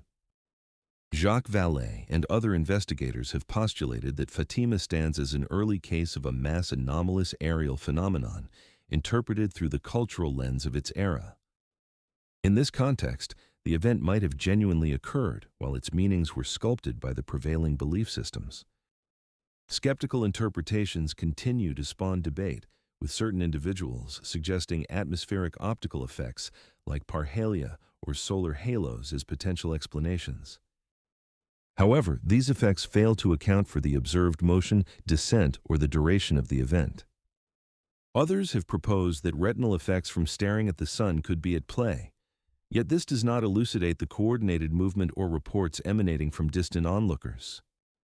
More than a century later, the Fatima event endures as one of the largest mass sighting incidents ever chronicled. It involved tens of thousands of witnesses, unfolded under well-documented conditions, and was articulated by both believers and skeptics alike.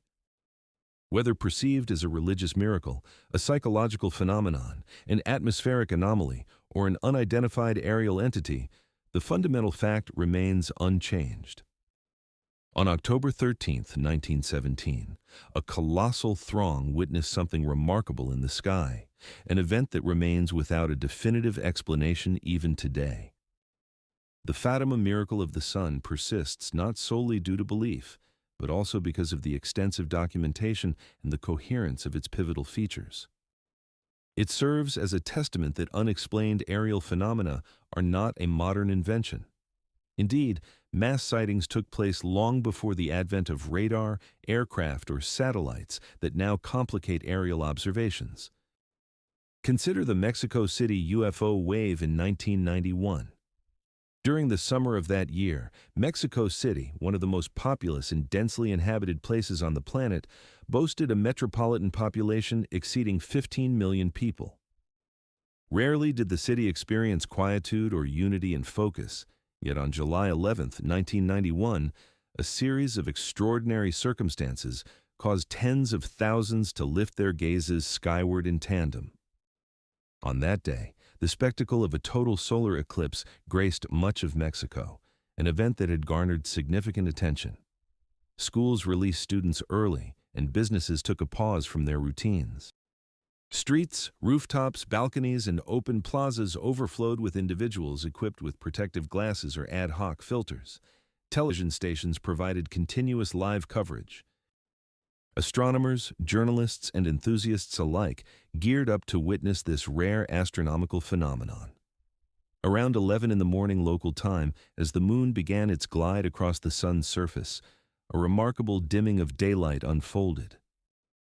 The city succumbed to an otherworldly twilight. The temperatures plummeted, and the usual chirping of birds fell silent. Within this moment of obscured sunlight and deepening shadows, something unforeseen emerged. Numerous observers reported seeing luminous objects hovering in the vicinity of the sun. Initially, some attributed these sightings to optical artifacts resulting from the use of eclipse glasses or camera lenses. However, as the objects persisted, relocated, and shifted their positions, it became apparent that a multitude of individuals was perceiving the same phenomena simultaneously. Descriptions of the objects varied, but typically portrayed them as bright, circular, or oval shapes, frequently appearing silvery or white, some even adorned with a glowing halo. At times, these entities appeared motionless, only to subsequently drift slowly or alter their positions relative to the sun. Distinct from birds or conventional aircraft, they exhibited no flapping, trailing, exhaust, or predictable flight paths. What rendered this event extraordinary wasn't merely the multitude of witnesses, but the sheer quantity of video footage captured. Across Mexico City, people filmed this celestial occurrence with handheld camcorders. Consumer video cameras had become increasingly prevalent in 1991, with many families acquiring these devices explicitly for such occasions. Consequently, the emergence of these objects was independently recorded by scores of individuals from various locations throughout the metropolis. Some footage showcased a single luminous object, while other clips depicted multiple sightings. In several recordings, the objects appeared anchored in the sky, remaining fixed as the sun and moon proceeded in their celestial dance, indicating they were not internal reflections within the camera systems. This footage spread rapidly, with television stations repeatedly airing the clips. News programs eagerly invited witnesses to share their experiences, while amateur astronomers scrutinized frames for clarity and detail. Public interest was immediate and profound. Notably, many witnesses were not UFO enthusiasts. They had simply ventured outside to observe a well-understood astronomical spectacle, not anticipating the emergence of unidentified objects, or expecting to encounter anything extraordinary beyond the eclipse itself. As reports accumulated, it became increasingly evident that the sightings were not confined to a singular location. Individuals from various districts in Mexico City recounted experiences of the same luminous entities at approximately the same times. Some claimed to have spotted them before totality, others during it, and still more afterward. Observations occurred in daylight conditions under pristine skies. This situation effectively discounted many conventional explanations typically associated with nighttime sightings. Skeptical interpretations emerged almost instantaneously. Some suggested that the luminous objects were planets such as Venus, a theory quickly dismissed by astronomers. The positioning of Venus did not correlate with the sightings, nor would it manifest as a distinct glowing disk acting independently of the sun. Aircraft were also proposed as potential culprits. However, commercial planes at high altitudes do not appear as stationary luminous disks, nor do they maintain visibility in the same location for an extensive duration during an eclipse. Additionally, no flight paths could be identified that match the performance of the objects witnessed. Weather balloons entered the discourse as well. Yet, balloons are subject to the whims of wind currents, gradually shifting their positions. Many reported objects seemed stationary for prolonged durations or maneuvered in manners inconsistent with prevailing wind conditions. Confirmed balloon launches failed to account for the volume of sightings reported. Suggestions of optical illusions emerged, particularly regarding internal reflections within camera lenses.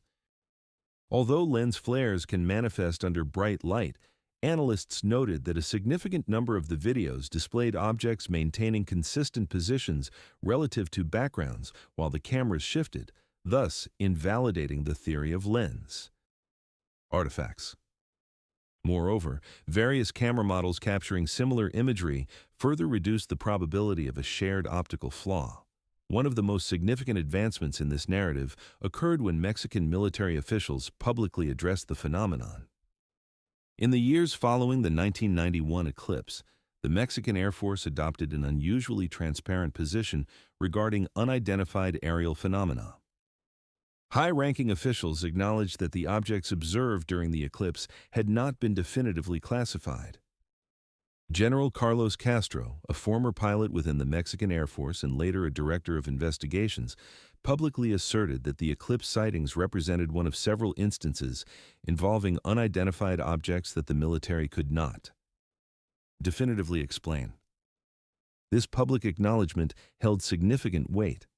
Unlike in many countries where UFO reports are typically treated with skepticism, Mexico fostered an environment conducive to public discourse and the release of footage. The eclipse event became a significant touchstone in subsequent discussions regarding transparency and the sharing of information. Researchers meticulously scrutinized the footage, dissecting it frame by frame. Some analysts observed that the objects seemed to reflect sunlight in a manner suggestive of solid surfaces, while others highlighted indications of rotational movement or subtle fluctuations in brightness. Crucially, the objects exhibited diverse behaviors across various recordings. Some remained fixed in position, whereas others displayed a slow drift. A handful seemed to accelerate momentarily before halting again. This disparity pointed toward the possibility of either multiple entities or a singular object being viewed from differing angles and distances. Explanations rooted in mass psychology were explored but encountered significant challenges.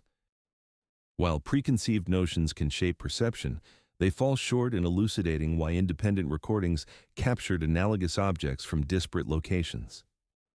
Furthermore, they do not clarify why numerous witnesses reported these phenomena prior to any exposure to footage or media discussions. The circumstances surrounding the event did little to support the theory of suggestion. Though the eclipse drew attention skyward, it did not prepare observers for additional unfamiliar phenomena. The objects were unforeseen, unannounced, and deviated from any forecast. Over the years, the Mexico City UFO wave of 1991 emerged as one of the most frequently cited instances of daylight mass sightings globally. It featured in documentaries, scholarly debates, and governmental briefings alike. What set it apart from previous occurrences was the unique interplay of factors: a vast urban population gazing upward simultaneously, extensive independent video documentation, visibility in daylight, and later, an official recognition of uncertainty. No singular explanation has satisfactorily accounted for all aspects observed. Astronomical interpretations fail to elucidate the movement and positioning of the objects.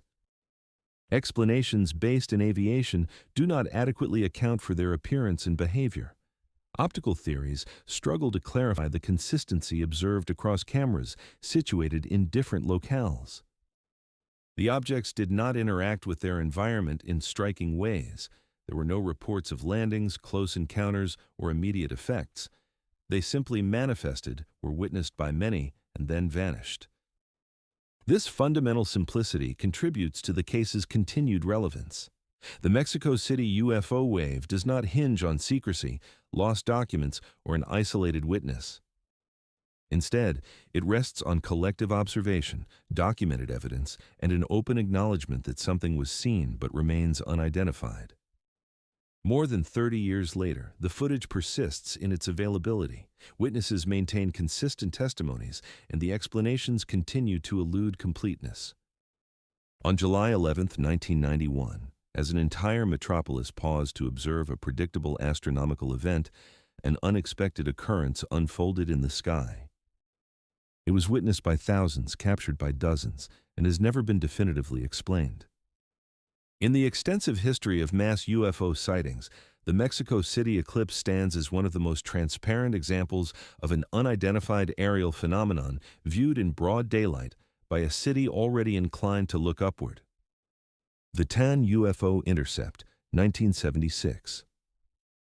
In the early hours of September 19, 1976, residents throughout Tehran, the capital of Iran, began to report unusual occurrences in the night sky.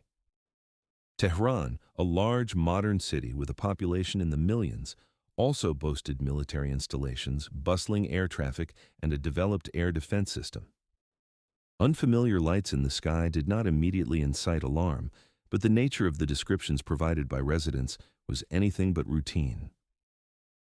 Shortly after midnight, calls started pouring into the Iranian Air Force Command Center. Civilians from various neighborhoods reported a bright object hovering above, visible from multiple points across the city. The object was described as intensely luminous, either white or bluish and stationary in its position. Some witnesses noted it pulsing or altering its brightness, while others claimed it appeared significantly larger than a star or planet. Given the simultaneous reports from widely separated areas of Tehran, air defense officials deemed the situation serious enough to intervene. Radar systems were activated, and military authorities reached out to Mehabad Airport to confirm any civilian air traffic. No aircraft corresponding to the descriptions provided were detected in the vicinity. At approximately 1:30 a.m., the Iranian Air Force deployed an F-4 Phantom II jet from Cherokee Air Base to investigate the anomaly. The pilot, a seasoned officer, maneuvered the aircraft toward the reported location of the object. As the jet approached, the pilot experienced a sudden failure of onboard instrumentation. Communication systems became inoperative, navigation devices malfunctioned, and cockpit indicators ceased to function. Recognizing the gravity of the situation, the pilot decided to abort the intercept and return to base. As the aircraft diverted away from the object, all systems reverted to normal. The pilot managed a safe landing and detailed the incident to his superiors. Given the seriousness of the report, a second F-4 Phantom was launched shortly thereafter. This subsequent aircraft was outfitted with more advanced systems and piloted by a highly experienced officer, with a weapons systems officer in the rear seat. As the second jet approached the object, ground radar confirmed a strong return, indicating that the anomaly was indeed a solid target rather than a mere optical illusion. The pilot visually acquired the object and later characterized it as extremely bright, with a roughly rectangular or diamond shape and intense light radiating from its center. The object appeared stationary at a high altitude. As the jet closed the distance, a smaller luminous entity allegedly detached from the primary object and began advancing rapidly toward the aircraft. Radar operators monitored this secondary object as it approached. The pilot attempted to fire an AIM-9 Sidewinder missile. At that moment, the aircraft's weapons control system experienced a complete malfunction. Simultaneously, other avionics systems began to fail. The intercom fell silent. Radar contact evaporated. Navigation instruments became unresponsive.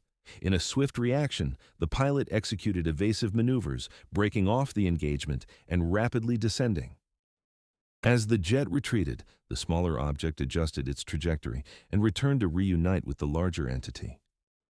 Ground radar operators continued to monitor both objects, reporting that the larger one then discharged another smaller luminous object which plummeted toward the ground at an alarming speed. Eyewitnesses below later recounted seeing a radiant light descend, appearing to either land or impact in a desolate region outside the city limits. The descending object was tracked to a location near Ray, south of Thrawn. In response, a helicopter was dispatched to investigate the reported landing zone. However, as the helicopter neared the area, its onboard systems reportedly fell prey to interference akin to that encountered by the F-4 pilots. The crew was unable to locate any physical remnants of the object and returned to base without incident. Throughout this extraordinary event, civilians across Tehran remained vigilant, observing the objects in the sky. Many reported a luminous figure hovering in the atmosphere for an extended duration. Some witnesses described the phenomenon of smaller lights breaking away from and rejoining the main object. These accounts paralleled the reports provided by the pilots and radar operators. What rendered the Thrawn incident particularly noteworthy was the extensive documentation that followed. The Iranian military compiled thorough reports regarding the encounter, encompassing pilot statements, radar data, and detailed timelines. Given that Iran was a close ally of the United States during that period, these reports were incorporated into discussions with U.S. intelligence agencies. In the year 1977, a classified summary from the Defense Intelligence Agency detailing the incident circulated within the military and intelligence communities in the United States. The document characterized the case as a prototypical UFO encounter and underscored the credibility of the witnesses involved. The DIA report highlighted several pivotal points: multiple independent radar confirmations, visual observations by seasoned pilots, recurrent electronic countermeasure-like effects on advanced military jets, and the inability of standard explanations to account for the noted behaviors. Crucially, the report refrained from attributing the incident to equipment defects, meteorological phenomena, or foreign aircraft. Instead, it concluded that the object exhibited technology surpassing known capabilities of the time. Astronomical explanations were considered, but ultimately dismissed. The brightness, movement patterns, and radar detection negated the possibilities of stars, planets, or meteors. Aircraft explanations also proved inadequate. There were no known aircraft capable of hovering silently, releasing smaller objects, or incapacitating advanced avionics systems from a distance. While electronic warfare theories were investigated, they were found wanting. No known jamming systems in the year 1976 had the capacity to selectively disable multiple aircraft systems at varying ranges while allowing them to resume functionality once the distance increased. Psychological interpretations were equally unfounded. The incident involved numerous trained observers operating independently across different environments: civilians on the ground, radar operators in control centers, fighter pilots in the air, and helicopter crews near the alleged landing site. Each group reported consistent elements: a radiant hovering object, smaller objects disengaging and maneuvering autonomously, and electronic interference correlated with their proximity to the larger entity. The Thrawn UFO intercept swiftly emerged as one of the most referenced cases within UFO research literature. Investigators frequently cited it due to its blend of widespread civilian sightings, coupled with military engagement, radar confirmation, and the existence of declassified intelligence documentation. As the decades unfolded, the case attracted renewed scrutiny as U.S. officials began openly recognizing unidentified aerial phenomena. Former intelligence officers and Pentagon analysts pointed to the Thrawn incident as an early illustration of UAP demonstrating advanced capabilities. In the year 2023, mention of historical cases involving weapon system interference re-emerged during congressional hearings on UAPs, with references to the Thrawn incident often appearing as an indirect precedent. What differentiates the Thrawn case from many of its counterparts is not solely the dramatic essence of the encounter, but the completeness of the record itself. Few UFO incidents encompass civilian reports, radar tracking, interceptor engagement, weapons failure, and intelligence analysis all captured within one singular event. The incident also underscores the transnational nature of such phenomena. This was not merely an American incident, nor one attributable to the Soviets.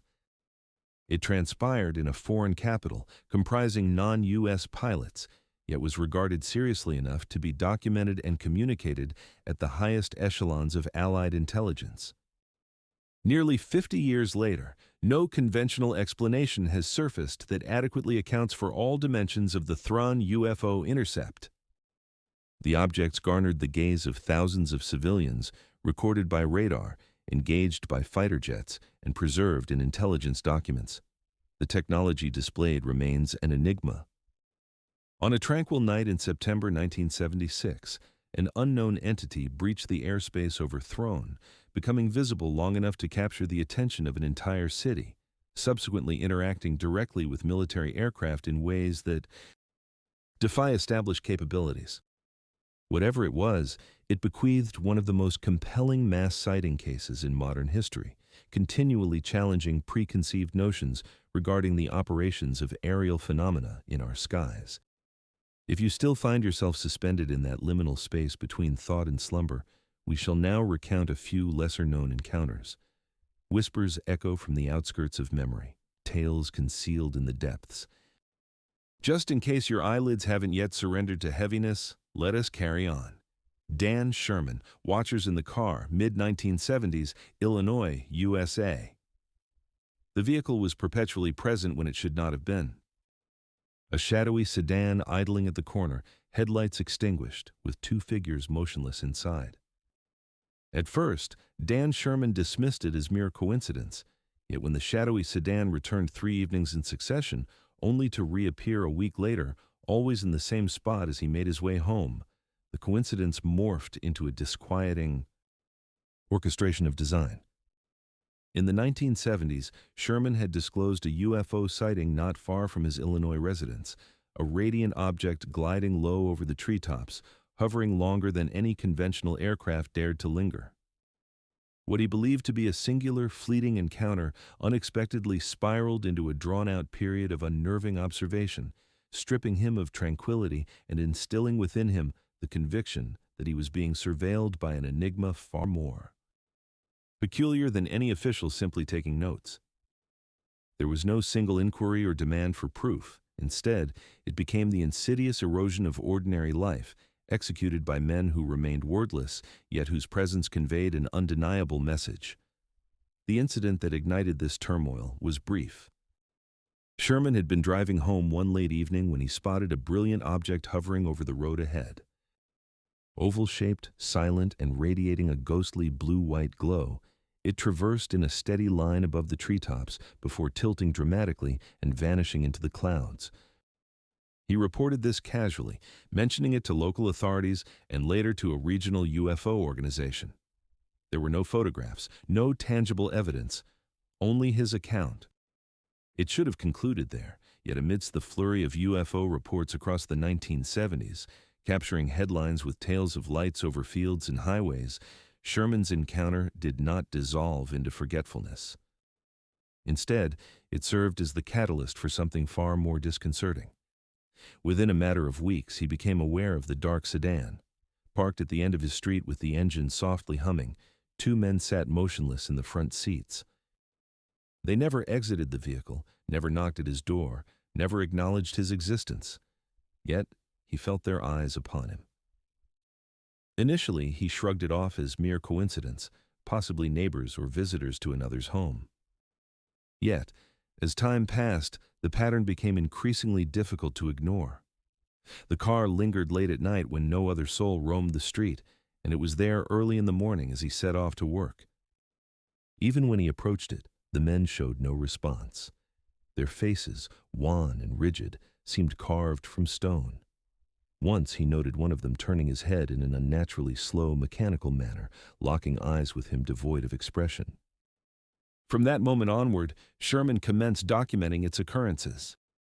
Dates filled the margins of a notebook, and he sketched the license plate, which appeared to shift with each encounter, sometimes adorned with out-of-state identifiers, other times missing entirely. Soon he grew attuned to subtle alterations within his home. A drawer slightly ajar, a chair shifted from its usual position, documents from his desk rearranged as if touched by unseen hands. No items were missing, yet their usual order was disturbingly disrupted, suggesting that someone had entered with curious intent without a desire to thieve. His phone line, too, exhibited peculiarities. Conversations were interrupted by bursts of static, and often when he lifted the receiver, he would be met with silence before hearing a click, as if someone had just hung up. Sherman decided to replace the lock on his door and had the phone line checked. No clear explanation for the disturbances surfaced, and still the sedan would return, its occupants remaining silent. Over time, he became convinced of their extraordinary nature. Their posture was unnaturally rigid, their movements too synchronized for comfort. On one drive past the car, he could have sworn both men turned their heads toward him in perfect synchrony, their pallid faces catching the glow of the dashboard lights. Others in the neighborhood began to notice as well. One individual commented on the vehicle remaining idle for hours without its headlights illuminating the street. Another remarked on the men as if they were statues, remarkably still and lifeless. Yet, when Sherman proposed contacting the police, his neighbors hesitated, expressing concern. If they were government agents, one pointed out, it would only complicate matters. Sherman himself attempted to engage local law enforcement. One evening, as a patrol car passed the sedan, the officer slowed, glanced disinterested at the vehicle, then drove on without stopping. The sedan remained still, as if it existed outside the jurisdiction of typical scrutiny. On another occasion, Sherman's courage prompted him to approach the car directly. He ambled towards it, cautiously monitoring for any sign of reaction. The men remained immobile, and only when he was within 20 feet did the sedan spring to life, its headlights illuminating the night, driving away in silence. The acceleration was smooth and calculated, an action taken without haste, an exit as if prompted by his mere approach. The ramifications on Sherman's daily life were profound. He began altering his routines, looping around blocks before pulling into his street, leaving lights ablaze in every room by night. Sleep eluded him, his rest punctuated by the imagined sounds of knocks or the distant hum of an engine idling outside. Friends began to pick up on the shifts within him. Once gregarious and engaging, he grew increasingly withdrawn, his conversations dominated by the pervasive feeling that he was under constant observation. He noted that he didn't mind the inquiries, sharing with a trusted companion that what troubled him most was the uncertainty of their presence or what activities they had already engaged in within the sanctity of his home. The ongoing surveillance morphed into a suffocating paranoia. Sherman ceased reporting any further sightings, even when he spotted unusual lights anew, insisting it wasn't worth the hassle that accompanied the visits. His family bore the burden of this strain as well. A cousin recalled him declining holiday gatherings, curtly explaining that he didn't wish to leave his house unattended. His sister reminisced about phone calls where he spoke in hushed tones, wary that someone might intercept the conversation. The figures in the car never uttered a word, never transgressed into his home, yet their mere presence was suffocating enough to fray his trust in the ordinary existence he once knew. Sherman's predicament unfolded in a perplexing limbo of official UFO policy. Project Blue Book had closed its doors in December 1969, leaving the Air Force devoid of a formal public program to investigate UFO reports. Nevertheless, this did not extinguish interest altogether. The Office of Special Investigations remained active, pursuing interviews with witnesses entangled in cases deemed sensitive. Yet agents from the Office of Special Investigations maintained identification badges, engaged in the completion of paperwork, and liaised with local law enforcement. Yet nothing observed by Sherman fit neatly into such a framework. Regional UFO organizations accurately recorded his account, chronicling the specifics of the vehicle and the disturbances that plagued his dwelling. A few speculated about possible FBI involvement, for surveillance of UFO witnesses had indeed become a well-documented practice in the 1950s and 60s. However, once again, the actions witnessed did not correspond to typical Bureau protocol. Instead, they mirrored a familiar narrative already cataloged by investigators, namely, the enigmatic men in black, whose visits were characterized not by inquiries, but by an omnipresent silence, an unsettling form of intimidation. Sherman even endeavored to verify the supposed surveillance through formal means. He reached out to a local police captain with whom he shared a casual acquaintanceship, inquiring if any unmarked vehicles had been observed in his vicinity. The captain dismissed the notion with laughter, informing Sherman that no records aligned with his description. Yet when Sherman urged further, asking if external agencies might have played a role, the captain lapsed into silence. If such were the case, he eventually articulated, you wouldn't want to know. As the second year unfolded, Sherman articulated a peculiar existence, likening it to life beneath glass. Trust in his locks, his phone, and the constancy of his daily routines began to dissolve. He refrained from confiding in neighbors, harboring the belief that anyone might be eavesdropping on his conversations. His notes regarding the visits intensified in urgency, now filled with frantic dates and illustrations of vehicles that seemed to manifest and disappear without cause. On one occasion, he returned home only to discover his radio dial set to a frequency he never utilized. On another instance, he found the back door ajar, though he was firm in his conviction that he had secured it. Although nothing was ever pilfered, the implication was undeniably clear. His sanctuary was no longer solely his own. The most unsettling aspect, he later reflected, was the profound silence of the men. Had they come forward and asked him to recount his story, he would have complied willingly, but they chose to remain mute. Their mere presence served to communicate a disquieting message. That silence corroded his autonomy, compelling him to question his own recollections. Had he truly locked the door or left it unlatched? Had the chair been positioned as he remembered, or had someone shifted it? The threshold between reality and manipulation became indistinct until everything succumbing to uncertainty. Ultimately, Sherman withdrew from discussions surrounding UFOs altogether. He ceased participating in local gatherings, ignored letters from researchers, and evaded references to the subject even among intimate friends.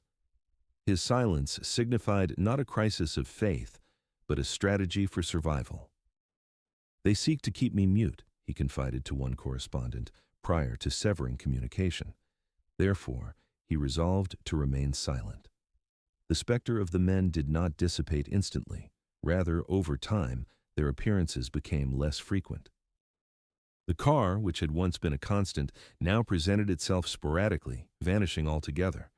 By that juncture, Sherman's standing as a credible witness had diminished. His case faded into obscurity, lingering only in the archives of those scholars who monitored men in black activity. The narrative of Dan Sherman remains a pivotal instance of unvoiced intimidation. Diverging from the Heftland photographs or overt harassment, there was no direct assertion for evidence or explicit injunction to cease. The exertion of control was more subtle, drawn out over several months. A car stationed outside, objects repositioned within, phone lines that communicated more through their clicks than through words. For researchers, the case echoed earlier instances of surveillance, reminiscent of the Robinson family in Maine or the Rankins in New Jersey, where the line demarcating governmental interest from something more peculiar became obscured. For Sherman, the ordeal was more straightforward. He had witnessed something extraordinary in the sky, reported it, and subsequently spent years feeling as if his life were encased in glass. He encapsulated the experience succinctly. "It was not the sight itself that transformed me, but what followed. It was the realization that discussing it was fraught with peril." Sherman's narrative has largely been eclipsed, overshadowed by more dramatic encounters.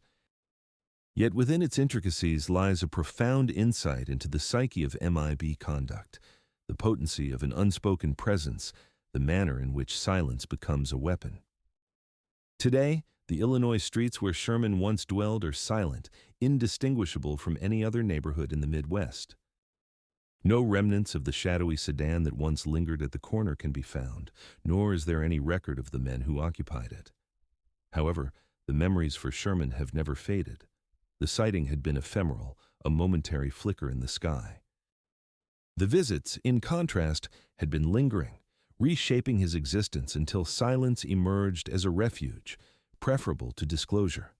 Thus, his narrative adheres to a familiar motif observed throughout decades of men in black encounters. The lights may vanish swiftly, yet the silence endures. The Chilean Navy's Cefa case off San Antonio, Chile, offers another glimpse into such phenomena. On November 11, 2014, a helicopter from the Chilean Navy, part of the Aviación Naval Branch, took off from the coastal city on what was intended to be a routine patrol. The aircraft, an Airbus AS-532 Cougar, boasted a stabilized electro-optical camera system engineered for maritime surveillance, support of law enforcement activities, and environmental monitoring. On board were a pilot, a Navy captain fulfilling the role of flight commander, and a technician managing the Westcam MX-15 infrared camera secured beneath the aircraft's fuselage. The mission had no distinct objective, and the crew anticipated a tranquil patrol over the vast Pacific. The sky bore a thin layer of clouds at mid-level, with calm air and clear visibility. Commercial vessels navigated the usual coastal corridors without incident.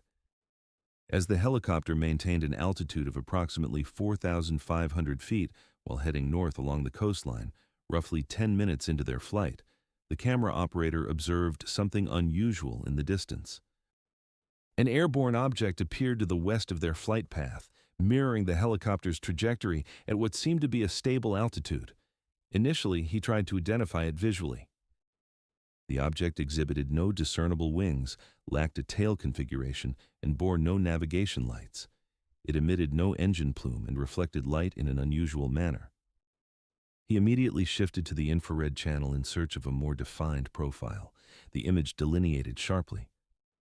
A solidly structured object emerged on the infrared display, showcasing a distinct heat signature, inconsistent with that of a drone or light aircraft. The operator maintained a steady focus on the object for several seconds before relaying the information to the pilot. In response, the pilot adjusted the helicopter's position in a bid to visually confirm the enigmatic entity. In his official report submitted to the Chilean Navy, as well as to the Cate de Estudio de Fenómenos Aeroanómalos CFAA, the nation's official agency tasked with investigating aerospace anomalies, he documented the observations meticulously. He described an object devoid of any recognizable configuration that executed a steady flight path. No transponder signal could be detected, and it failed to align with any known air traffic operating within the control zone. The flight commander was prompted to get in touch with Santiago Air Traffic Control to verify whether any aircraft occupied the airspace at the object's coordinates. The controllers conducted a thorough examination of their civil radar screens, reporting no sightings. No scheduled flights correlated with the object's altitude, position, or speed. Despite repeated attempts by the Navy helicopter to solicit transponder codes, there was no response. The mysterious object remained elusive, absent from radar, ADS-B records, and all civil as well as military traffic logs. The Westcam MX-15 system continued its surveillance, and over the next few minutes, it recorded some of the most remarkable military infrared footage in the annals of Latin American history. The object, oval in shape and metallic in composition, emitted a consistent thermal profile as it cruised along the coastline. Occasionally, it traversed behind low-lying clouds, emerging with the same intensity as before. The camera operator opted to zoom in for a more detailed inspection. Even when pushed to the limits of its zoom capabilities, the object revealed no signs of rotation, no apparent propulsion system, and no wing structure suggestive of conventional aircraft design. The operator would later express during an internal debriefing preserved in CFAA's case file that the object maintained straight and level flight, exhibiting movements unlike those of any helicopter or airplane. He emphasized the absence of any recognizable patterns of ascent or descent. Then, the footage unveiled something even more intriguing. Utilizing the infrared channel, the operator discerned what appeared to be a plume of heated material expelled from the object. However, this discharge differed from conventional engine exhaust, manifesting twice over a brief span, dispersing swiftly into the ambient air. Both sequences were recorded in infrared, while, to the naked eye, there was no visible plume or discharge. The pilot confirmed that the thermal emissions lacked any visible trailing evidence. As concern escalated among the crew, they reached out to Valparaiso Naval Command to report the unidentified aircraft operating in a manner that diverged from known air traffic behaviors. The command promptly rechecked with civil aviation authorities. Chile's Derek Generalotica Civil DGAC, tasked with overseeing national civil aviation, verified the absence of any authorized flights in that particular zone.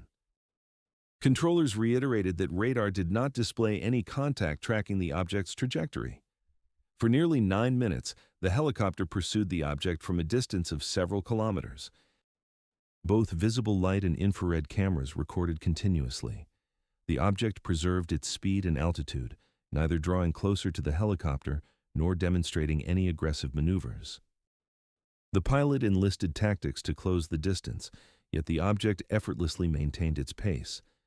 Eventually, the helicopter lost sight of the object amidst distant haze and redirected its course back to the designated patrol area.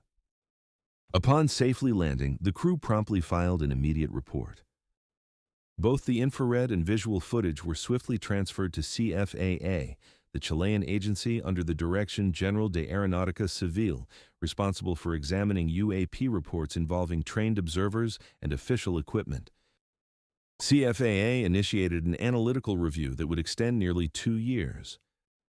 Distinct from the procedures of many other countries, CFAA's inquiry incorporated a panel comprising experts from various scientific and military fields, including meteorologists, aerospace engineers, optical physicists, Navy specialists, radar technicians, and air traffic control officials.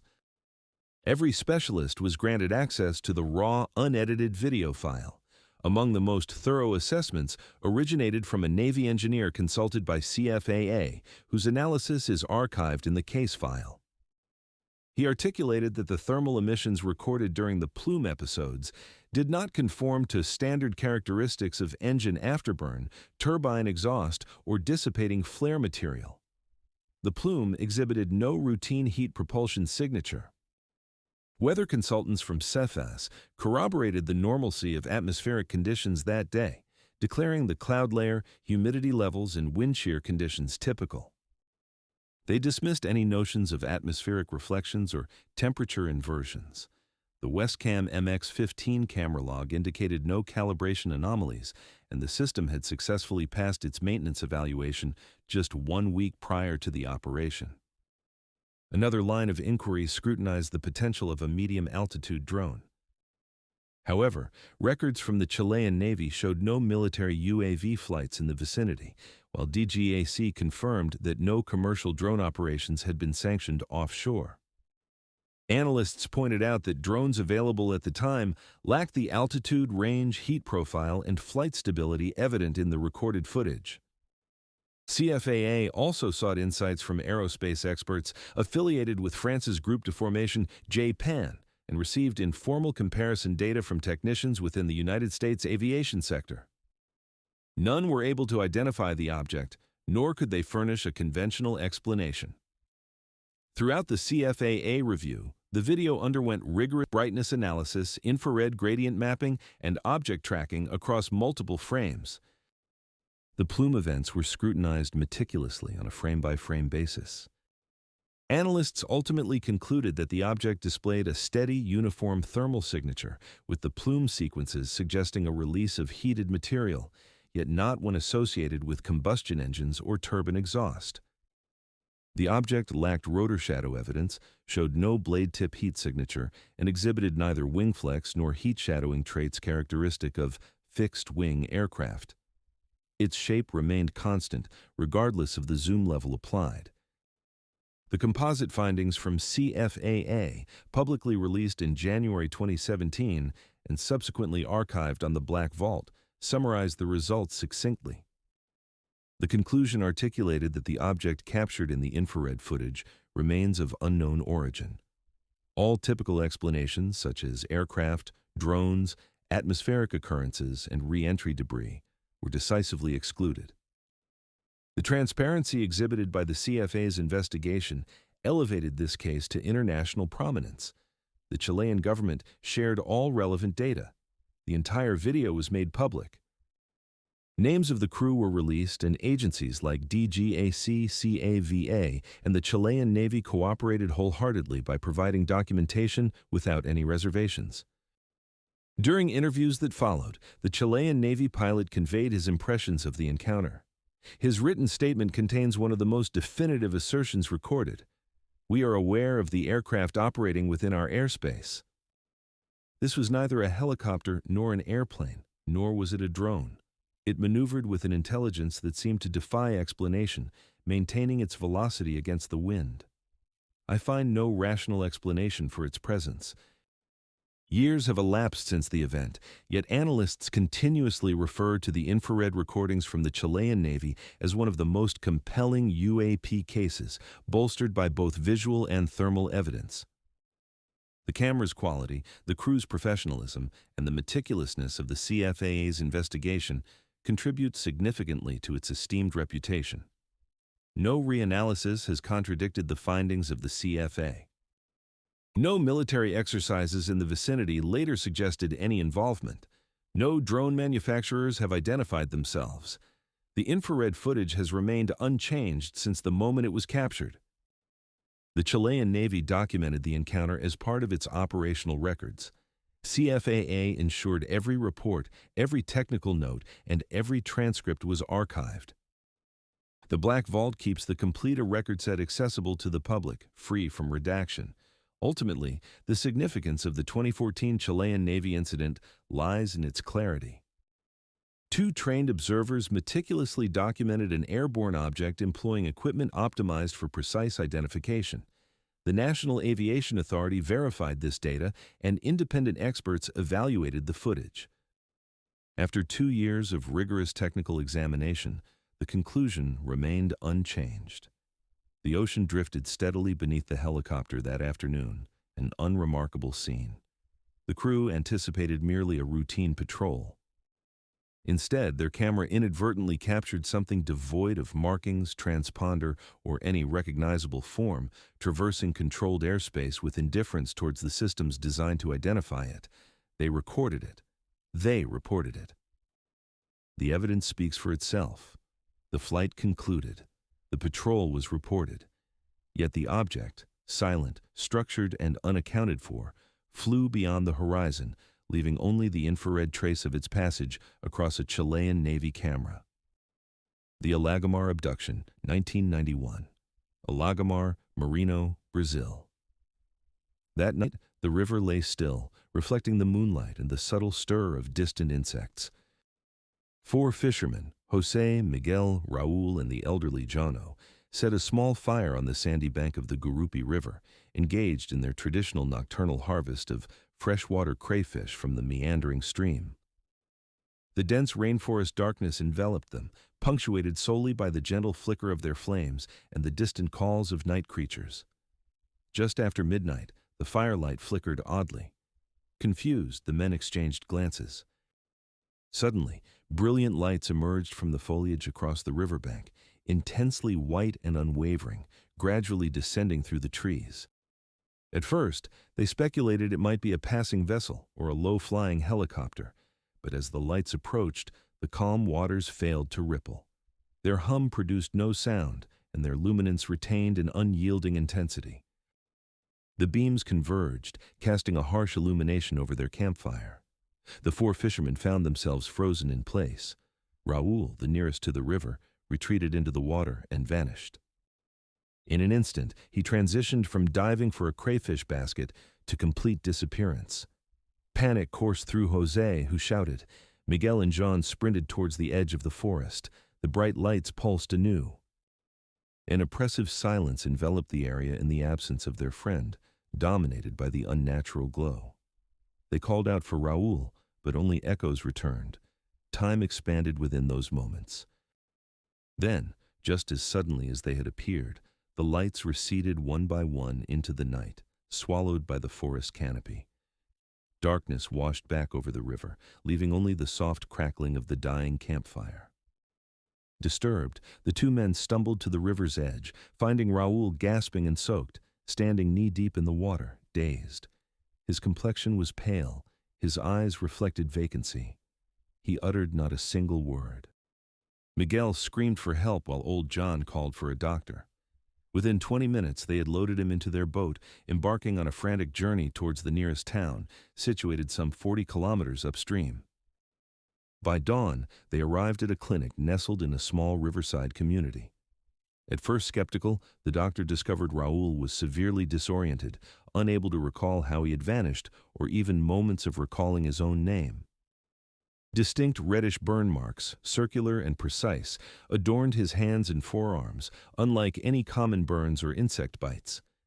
The doctor meticulously noted these anomalies, documenting a peculiar pattern of healing lesions on Raul's skin. Before long, local authorities initiated involvement. The fishermen's accounts were meticulously recorded in a police file, detailing the lights, the abrupt vanishing, and Raul's reemergence, yet no explanation surfaced. They reported no vessel, aircraft, or any collector's torch, only those lights that descended silently from the forest and their friend's return, minutes later, shrouded in amnesia. These fishermen were seasoned river workers accustomed to the solitude of the marine rainforest. Their livelihoods hinged on routine and nature's predictability. However, that night, their anticipated normalcy shattered. The once secure riverbank became a realm of uncertainty as the bright lights dismantled their sense of trust and tranquility within an instant. Despite Raul's confusion, the men insisted on continuing. They hastily packed up their camp, yet none of them managed to find rest. The river possessed an unsettling chill, surrounded by an opaque darkness that felt almost sentient. Even the wildlife appeared restless. Mosquitoes battered against the fishermen like a relentless swarm. Eels plunged and flickered at the periphery of their lantern's glow, while overhead, birds shrieked, echoing alarm bells. Eyewitnesses were unified in their accounts. 3 separate beams of white light, starkly cold and eerily silent, sliced through the treetops, advancing toward their camp. These lights, not casting any shadows but rather flattening the depth of the night, rendered the warmth of the campfire feeble and flickering. No one could accurately gauge the altitude of the lights, yet their brilliance compromised night vision. Raul's disappearance was abrupt and terrifying. One moment, he leaned over to the water's surface, and the next, he vanished from sight, plunging into the depths without so much as a splash. He resurfaced moments later, visibly shaken and bewildered. The lights pulsed again before retreating into the forest, extinguishing as cryptically as they had come. The fisherman spoke of feeling under scrutiny, as if being watched yet somehow shielded, a bizarre combination of fear and protection. At the clinic, Raul struggled to articulate his thoughts for over an hour. Though his family and friends recognized him, they remarked on a hollowness in his demeanor, as if a profound distance loomed within his gaze. The burns on his arms, 2 concentric circles measuring around an inch, caused him significant pain. The doctor, however, could discern no rational explanation, no evidence of a campfire spark or encounters with insects, nor any foreign chemical exposure. Raul later claimed he had seen nothing following the lights show, merely darkness, he insisted. Then, suddenly, he found himself in the clinic. His recollection returned gradually and in fragments, and he blinked as if rediscovering the existence of his own hands for the first time. The police carefully documented the testimonies. Officers took note of the palpable fear among the men and their consistent narratives. No monetary gain or profit motivated them. They were simple fishermen deeply connected to their land and the waters, now troubled and unsettled. In the weeks that ensued, Alagamar experienced a spike in peculiar reports: luminous orbs above the river, mysteriously missing fishing gear, and strange ripples on the surface of the water at night. Several villagers remarked on perceiving humming vibrations near the shore. Some described feeling light pulses against their skin while strolling along the forest's edge during dawn. By late 1991, a Brazilian UFO research team arrived at the site, documenting numerous accounts surrounding the initial incident, along with several additional peculiar happenings. Soil samples taken from the bank where Raul had vanished revealed subtle discoloration and irregular magnetic readings, although no radiation was detected. Photographs capturing Raoul's burns and his disoriented state were collected.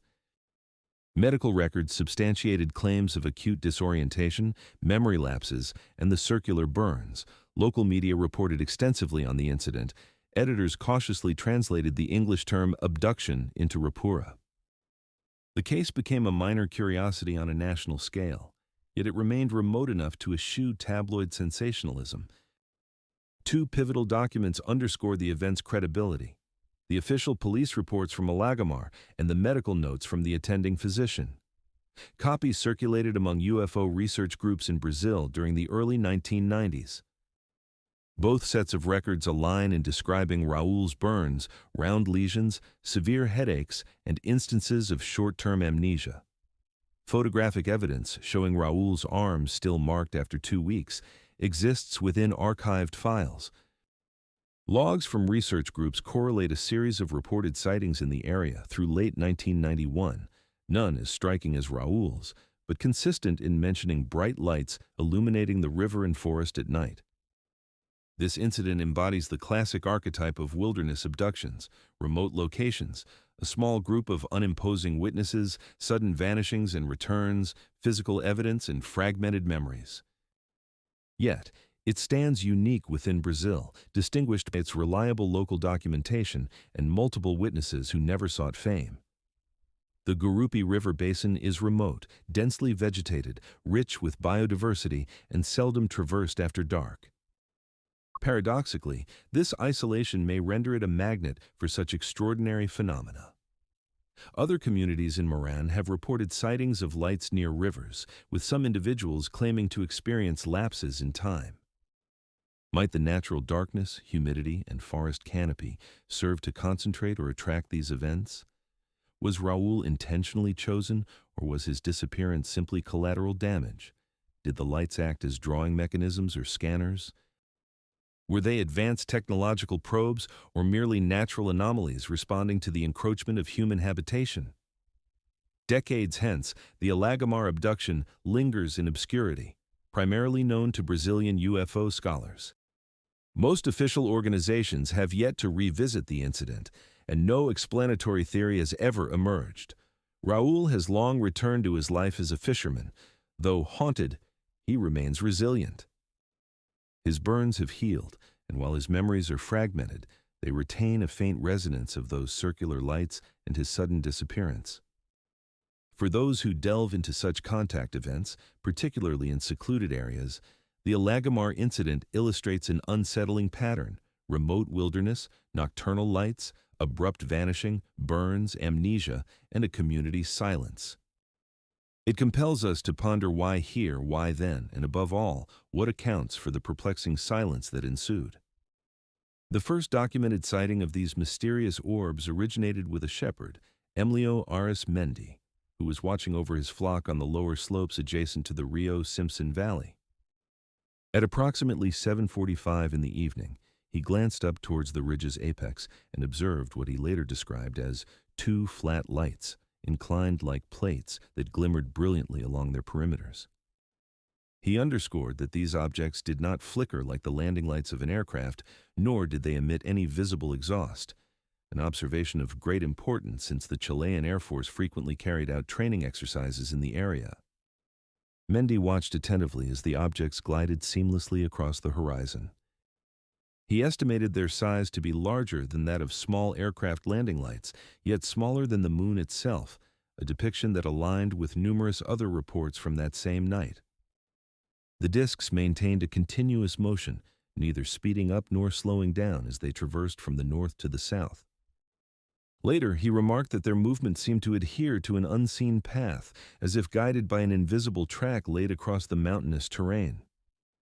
Meanwhile, further down the valley, a local schoolteacher named Marta Sandoval observed the same lights while making her way home. Initially, she presumed they were merely satellites or commercial aircraft. However, the low altitude and synchronized movement of these objects piqued her curiosity. She documented their momentary hovering above a ridge, followed by a slight tilt and rotation before resuming their southern trajectory. Sandoval later characterized the color of the lights as a whitish hue with a subtle metallic border, emphasizing the absence of sound despite their proximity.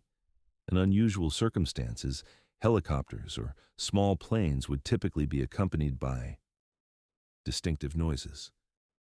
The local newspaper, La Voz del Sur, published a brief note the very next day, noting that residents had reported strange luminous objects hovering over the eastern mountains. Though concise, the article included consistent attributes, disc-like forms, steady motion, and a notable lack of noise.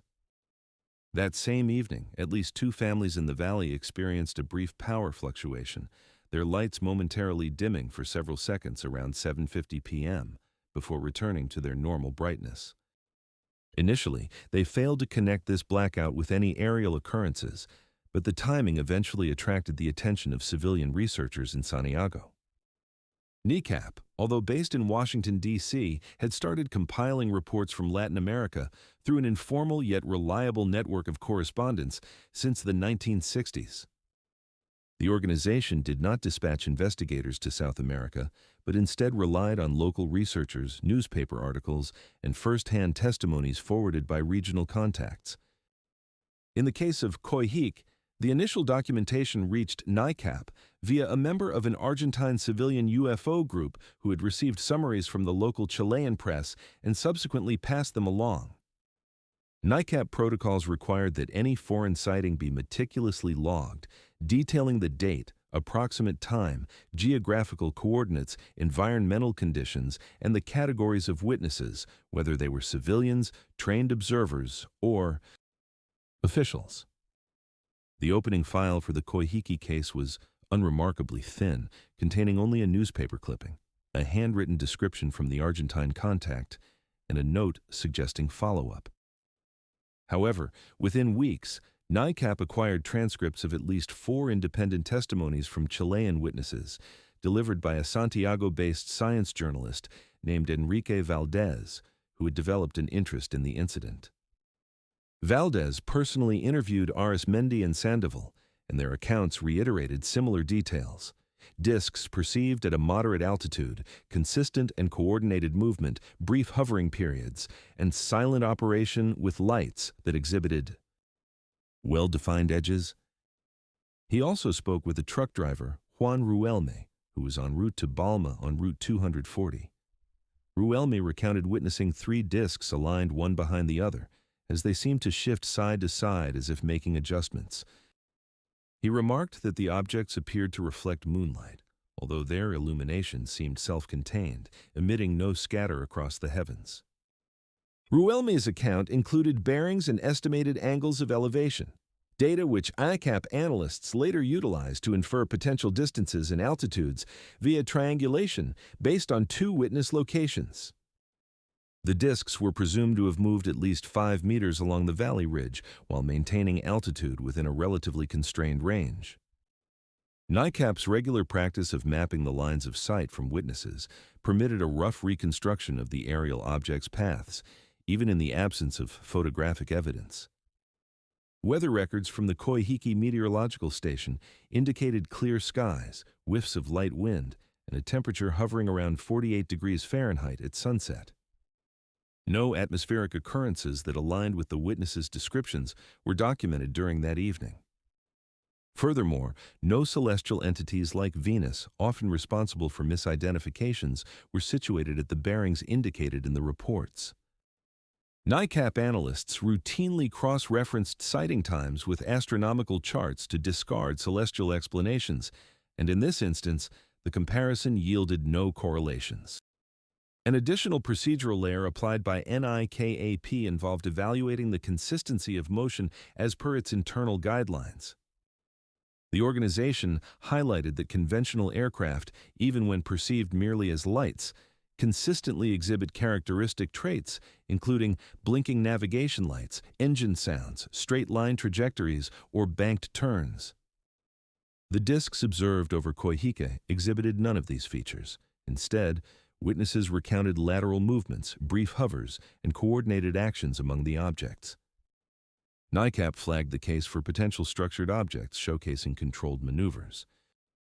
As Valdez continued to gather further details, another intriguing account emerged from two forestry workers stationed near Lago Elizalde, who observed two brilliant disks advancing from the north, one slightly trailing the other. The workers reported witnessing the disks dipping beneath a ridgeline only to rise again, an action that satellites cannot perform. Their descriptions included a rotational aspect, though they could not ascertain whether the disks themselves were rotating or if the changing illumination created the illusion. NICAP esteemed this account due to the workers' remote location, several miles away from the other witnesses, thereby ensuring a welcome geographic diversity and supporting independent verification. Their documented observations aligned strikingly with the motion patterns recorded by Arismendi and Sandoval: glide, hover, glide, and a synchronized exit. A significant procedure in NICAP's management of foreign cases involved the meticulous cataloging of parallel sightings from adjacent countries. Analysts stationed in Washington undertook a comparative analysis of the Koi Hawk incident alongside observations logged in Argentina between the latter part of 1967 and early 1968. Numerous Argentine cases from New Province recounted disc-shaped entities traversing mountainous terrains during the night, demonstrating lateral movements and brief hovering episodes before continuing on their trajectory. While NICAP refrained from proposing direct correlations, the similarity in motion habits was noted with pencil margins in the Koi Hawk file. Valdez also received correspondence from a minor radio operator in Porto Aizan. This operator relayed having picked up a fleeting burst of static synchronous with the time of the sighting. However, he refrained from definitively linking it to the aerial phenomena. NICAP included this information under ancillary reports, a classification they reserved for contextual anomalies that were unverified, yet deemed essential for comprehensive documentation. By mid-1968, NCAP had amassed sufficient data to categorize the Koi Hake observation as a Category 1 multi-witness visual high reliability. This classification reflected the organization's commitment to the independence of witnesses, environmental transparency, the absence of embellishment, and the consistency of reported motions. Despite the lack of photographs or tangible traces associated with the occurrence, the sheer volume and geographic distribution of sightings elevating its profile significantly. The final internal summation from NICAP, typed in their characteristic succinct format, read multiple disc-shaped luminous objects observed over the Andes foothills near Coyhaique, Chile. The report noted silent controlled motion, hovering capabilities, and coordinated maneuvers, stating there were at least 6 independent witnesses. It concluded with a striking absence of any aircraft correlation and affirmed the weather conditions were excellent. The file then closed with a notation emblematic of NICAP's objective methodology. No interpretations were offered, nor was there speculation regarding origins or intentions. It preserved solely what had been reliably witnessed.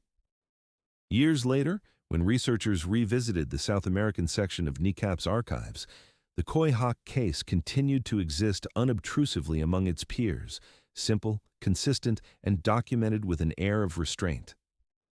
The individuals who had witnessed the luminous discs had no motive to exaggerate their observations. They relayed their experiences as plainly as the surrounding landscape itself. Silent lights gliding across the mountains, steady as if they were navigating along rails beneath the darkening expanse of the southern Chilean sky. The Caravella case entered NICAP's annals through an unusual confluence of sources, including partial radar logs, succinct pilot reports, and an exchange of correspondence between Brazilian aviation officials and American researchers. The earliest recorded document consists of a short translated paragraph from a radar operator who simply noted an unknown return maintaining pace with a training aircraft, devoid of any IFFF or transponder signals. He did not venture a conjecture about the nature of the object, presenting only the essential details of the track he documented that evening in 1957. It was this unadorned precision, a hallmark of a trained observer, that would later endow the case with credibility within NICAP's analytical framework. Caravelas lies along the eastern seaboard of Brazil, flanked by unspoiled coastal waters and stretches of sparsely inhabited land. During the 1950s, the region supported a small but active aviation community, which included intermittent military training flights. The airspace at the time was not congested, and while radar coverage was limited by contemporary standards, it was adequate for monitoring aircraft operating in that area at normal altitudes. The nights in Bahia were frequently tranquil, with warm breezes wafting in from the coast, allowing visibility to extend far across the Atlantic. The conditions prevailing on the night of the incident were characterized as stable, clear, and unremarkable. The event commenced as a routine training operation involving two Brazilian Air Force pilots navigating at a moderate altitude over the region. Their aircraft adhered to a standard navigation course while maintaining radio communication with a local radar facility. The radar operator was the first to discern anything out of the ordinary, as he observed a robust return approaching the track of the aircraft from the southwest. Initially, he presumed it to be another plane, despite no scheduled flights in that corridor at the designated hour. The radar return was distinctly defined, suggesting an object of considerable size or reflectivity. The operator promptly contacted the pilots, inquiring if they had visual contact with any aircraft nearby. The pilots reported a clear sky ahead, no navigational lights, no flashing beacons, and no discernible silhouettes against the starry backdrop. They anticipated that any light from an approaching aircraft would be conspicuous, particularly if the radar indicated it was traveling at a similar speed and altitude. Yet, there was nothing. As the radar trace edged closer, the operator instructed the pilots to keep their course steady while remaining vigilant for any signs of an encroaching aircraft. Then, as one of the pilots would later recount in a brief statement, a brilliant object abruptly manifested off their right flank. He described it as a singular, bright white light, unwavering in brightness, devoid of any blinking or color variation. Initially, he thought it might be a reflection or an optical illusion caused by the curvature of the canopy glass, but the second pilot corroborated the same sighting. The light maintained a fixed position relative to their aircraft, neither retreating nor advancing, as though intentionally pacing them. The pilots endeavored to gauge the object's distance, but the enveloping darkness and the absence of discernible structural features made it challenging. They were unable to perceive any shape behind the light. No wings unfolded and no discernible shape emerged. What captivated them most was the pervasive silence, even when they opened a side vent in search of any hint of jet wash or the familiar hum of engines. Only the unyielding drone of their own aircraft filled the air. Meanwhile, back at the radar station, the operator continued to monitor the return. It remained steadfastly beside the training aircraft, an estimated distance of a few hundred meters away.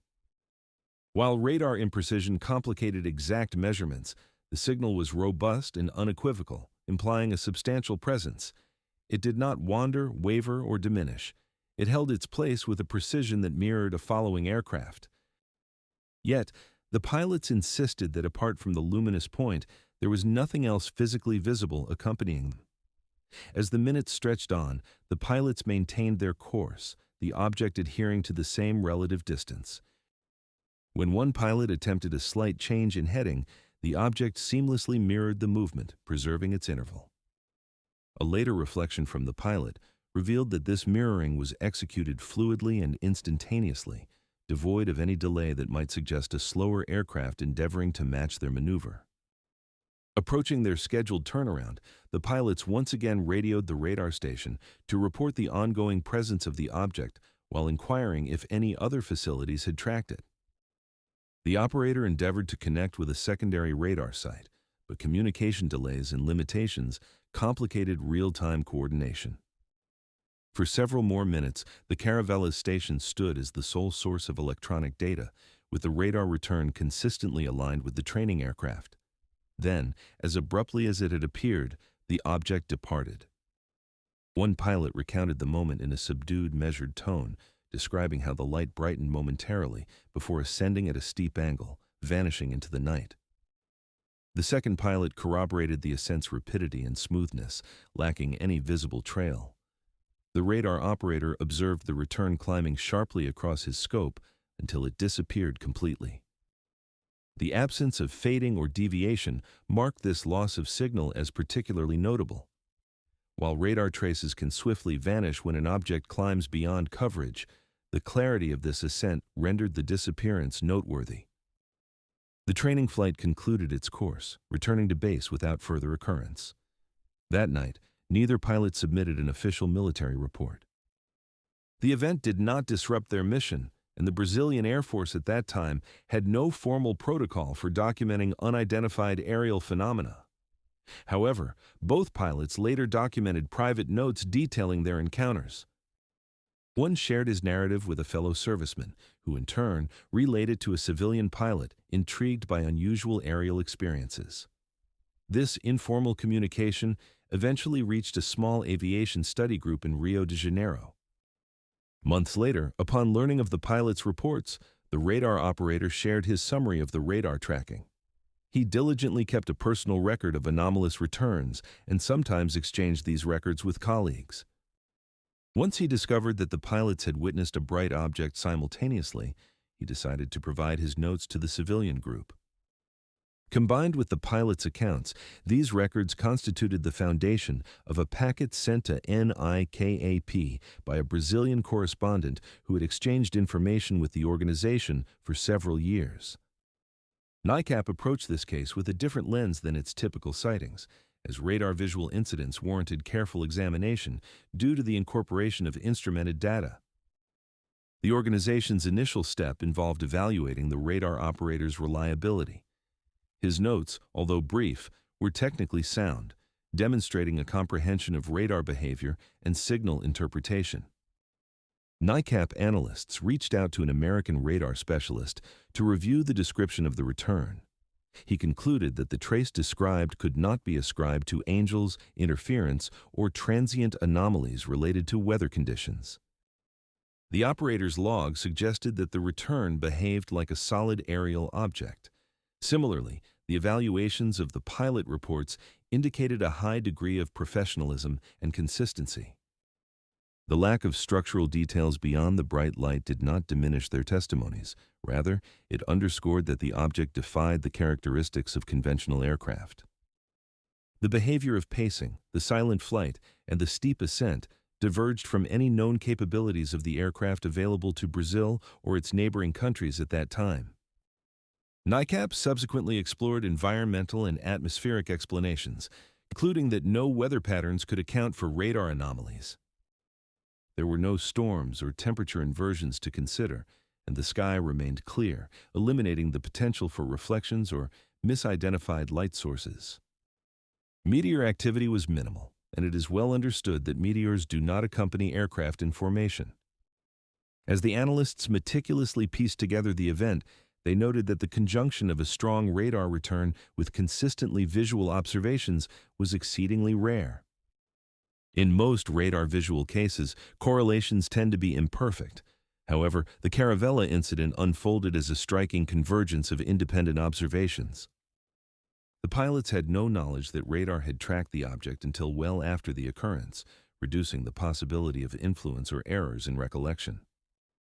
Ultimately, NICAP classified the Caravella incident as a radar visual case of significant importance. The organization refrained from speculating about the identity or origin of the object, nor did it attempt to draw wider conclusions. Instead, it focused on the precision of the radar traces, the congruity of the visual reports, and the absence of any conventional explanations. The concluding line of NICAP's internal summary manifested its commitment to documentation rather than theory. The object demonstrated controlled motion verified by radar and pilots. Its nature remained undefined. The sighting of the orb in Timisoara during the 1970s unfolding in Romania was recorded with unembellished clarity. The log maintained by the Romanian Air Force radar station at Garmata, situated just outside Timisoara, was straightforward. An unidentified aerial target was detected. No transponder was present. Its altitude and heading were erratic. For a duration of 14 minutes, the anomaly was chronicled. In the year of 1977, this might have appeared as yet another dry note in the annals of Cold War surveillance. However, obscured behind that terse documentation lay one of Romania's most enduring UFO experiences. An event witnessed by numerous civilians, tracked meticulously on radar, reported by various airline pilots, and pursued by police officers. The airspace above western Romania was then a heavily scrutinized corridor. With NATO's Yugoslavia directly across the border, radar screens were perpetually monitored for potential intrusions. Timisoara's modest international airport, utilized for both civilian and sporadic military flights, rested under the protective aegis of those defense networks. It was not a locale where anomalies were permitted to exist. Yet that night in 1977, an enigmatic presence breached its skies, leaving radar operators, civil aviation officials, and the militia scratching their heads in bewilderment. The initial witnesses were everyday residents. Around 9 p.m., individuals across several neighborhoods observed a peculiar star-like light descending gradually above the horizon. Initially, some dismissed it as a helicopter from a nearby garrison, yet helicopters produced distinct sounds, and this entity emitted none. Within moments, it became evident that it was neither a star nor an aircraft. It was a luminous orb, possibly the size of a car, pulsating with a white-golden radiance as it hovered above the rooftops. The telecommunications at the local Misha People's Police Station became inundated with calls. Reporters described a ball of fire suspended over the city. A patrol car was promptly dispatched. The officers quickly witnessed the phenomenon for themselves, a glowing orb drifting toward the outskirts, decelerating before darting eastward. They pursued it in their vehicle, sirens silenced, headlights piercing through the darkness of the farmland. As they drew nearer, the object became increasingly disconcerting. At one critical moment, it hovered directly above their car, illuminating the road with a brightness so intense that their radio filled with static and abruptly ceased functioning. Meanwhile, at Timisoara Airport, controllers were guiding a Tarom Airlines Antonov inbound from Bucharest. Their radar screens confirmed the approach of the airliner alongside a second, unanticipated echo lingering nearby. This second target exhibited erratic movements, climbing thousands of meters in mere seconds, before descending low once more. Concerned, the controllers instructed the Antonov's pilot to verify visually. The response arrived swiftly, affirming that they indeed saw it, a bright white object to their left, undeniably not an aircraft. Passengers seated on the left side of the plane corroborated the sighting when they were informally questioned by ground staff. Controllers diligently logged the incident, ensuring it was reported up the chain to the Civil Aviation Office in Bucharest. In adherence to protocol, Civil Aviation reached out to the Air Force radar station at Garmata, which corroborated the ongoing tracking of the same target. 3 radar stations, both civilian and military, were now engaged in monitoring the same unidentified object. For nearly 15 minutes, the orb navigated the skies of Timisoara. It hovered motionlessly before executing lateral maneuvers at astonishing speeds. The entity climbed vertically in ways that no jet could rival, then plummeted to treetop level near the river. Each time it neared the police patrol, their radios would cease functioning. Civilians residing in nearby villages also beheld the spectacle of a golden orb gliding silently above the fields, moving with intent. And then, as abruptly as it had manifested, it vanished. The orb ascended sharply, accelerating to speeds that surpassed the radar's ability to track, disappearing into the nocturnal expanse. The radar logs concluded at that exact moment. The aftermath revealed the authorities' serious approach to the incident. The Micha assembled a comprehensive report, gathering witness statements from civilians and forwarding them to regional command. The airport controllers documented both the radar track and the pilot's validation. The Romanian Air Force retrieved radar tapes, noting disturbances in communications. By morning, Bucharest had compiled a complete dossier, yet nothing found its way into the newspapers. Under Nicolae Ceausescu's regime, phenomena lacking explanation were met with stringent control. UFO sightings were not categorized as mere curiosities, but viewed as potential breaches of air defense. Any indication that the state could not elucidate its own skies was politically intolerable. The files were subsequently consigned to classified archives. For civilians, only whispers of rumor remained. Skeptics ventured explanations for the occurrence. Some suggested it could have been a weather balloon aglow from city lights, but balloons do not soar vertically in seconds, nor activate multiple radar locks. Others speculated it might have derived from plasma emissions linked to seismic activity. Yet, Western Romania was not recognized for notable earthquake lights, and the object's deliberate movements refuted such phenomena. What rendered the Timisoara orb so resistant to dismissal was the convergence of testimony. Police officers authored official logs. Air traffic controllers observed it both visually and on radar. Pilots confirmed its presence from lofty vantage points. Radar stations recorded the event in real time. Civilians scattered across the city and fields detailed identical descriptions of the glowing sphere. Each strand of evidence lent credence to the other. For those who bore witness, the experience resonated deeply.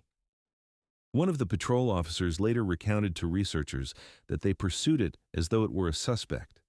Yet, how does one chase an entity that moves soundlessly, disrupts communications, and then dissipates into the star-filled abyss?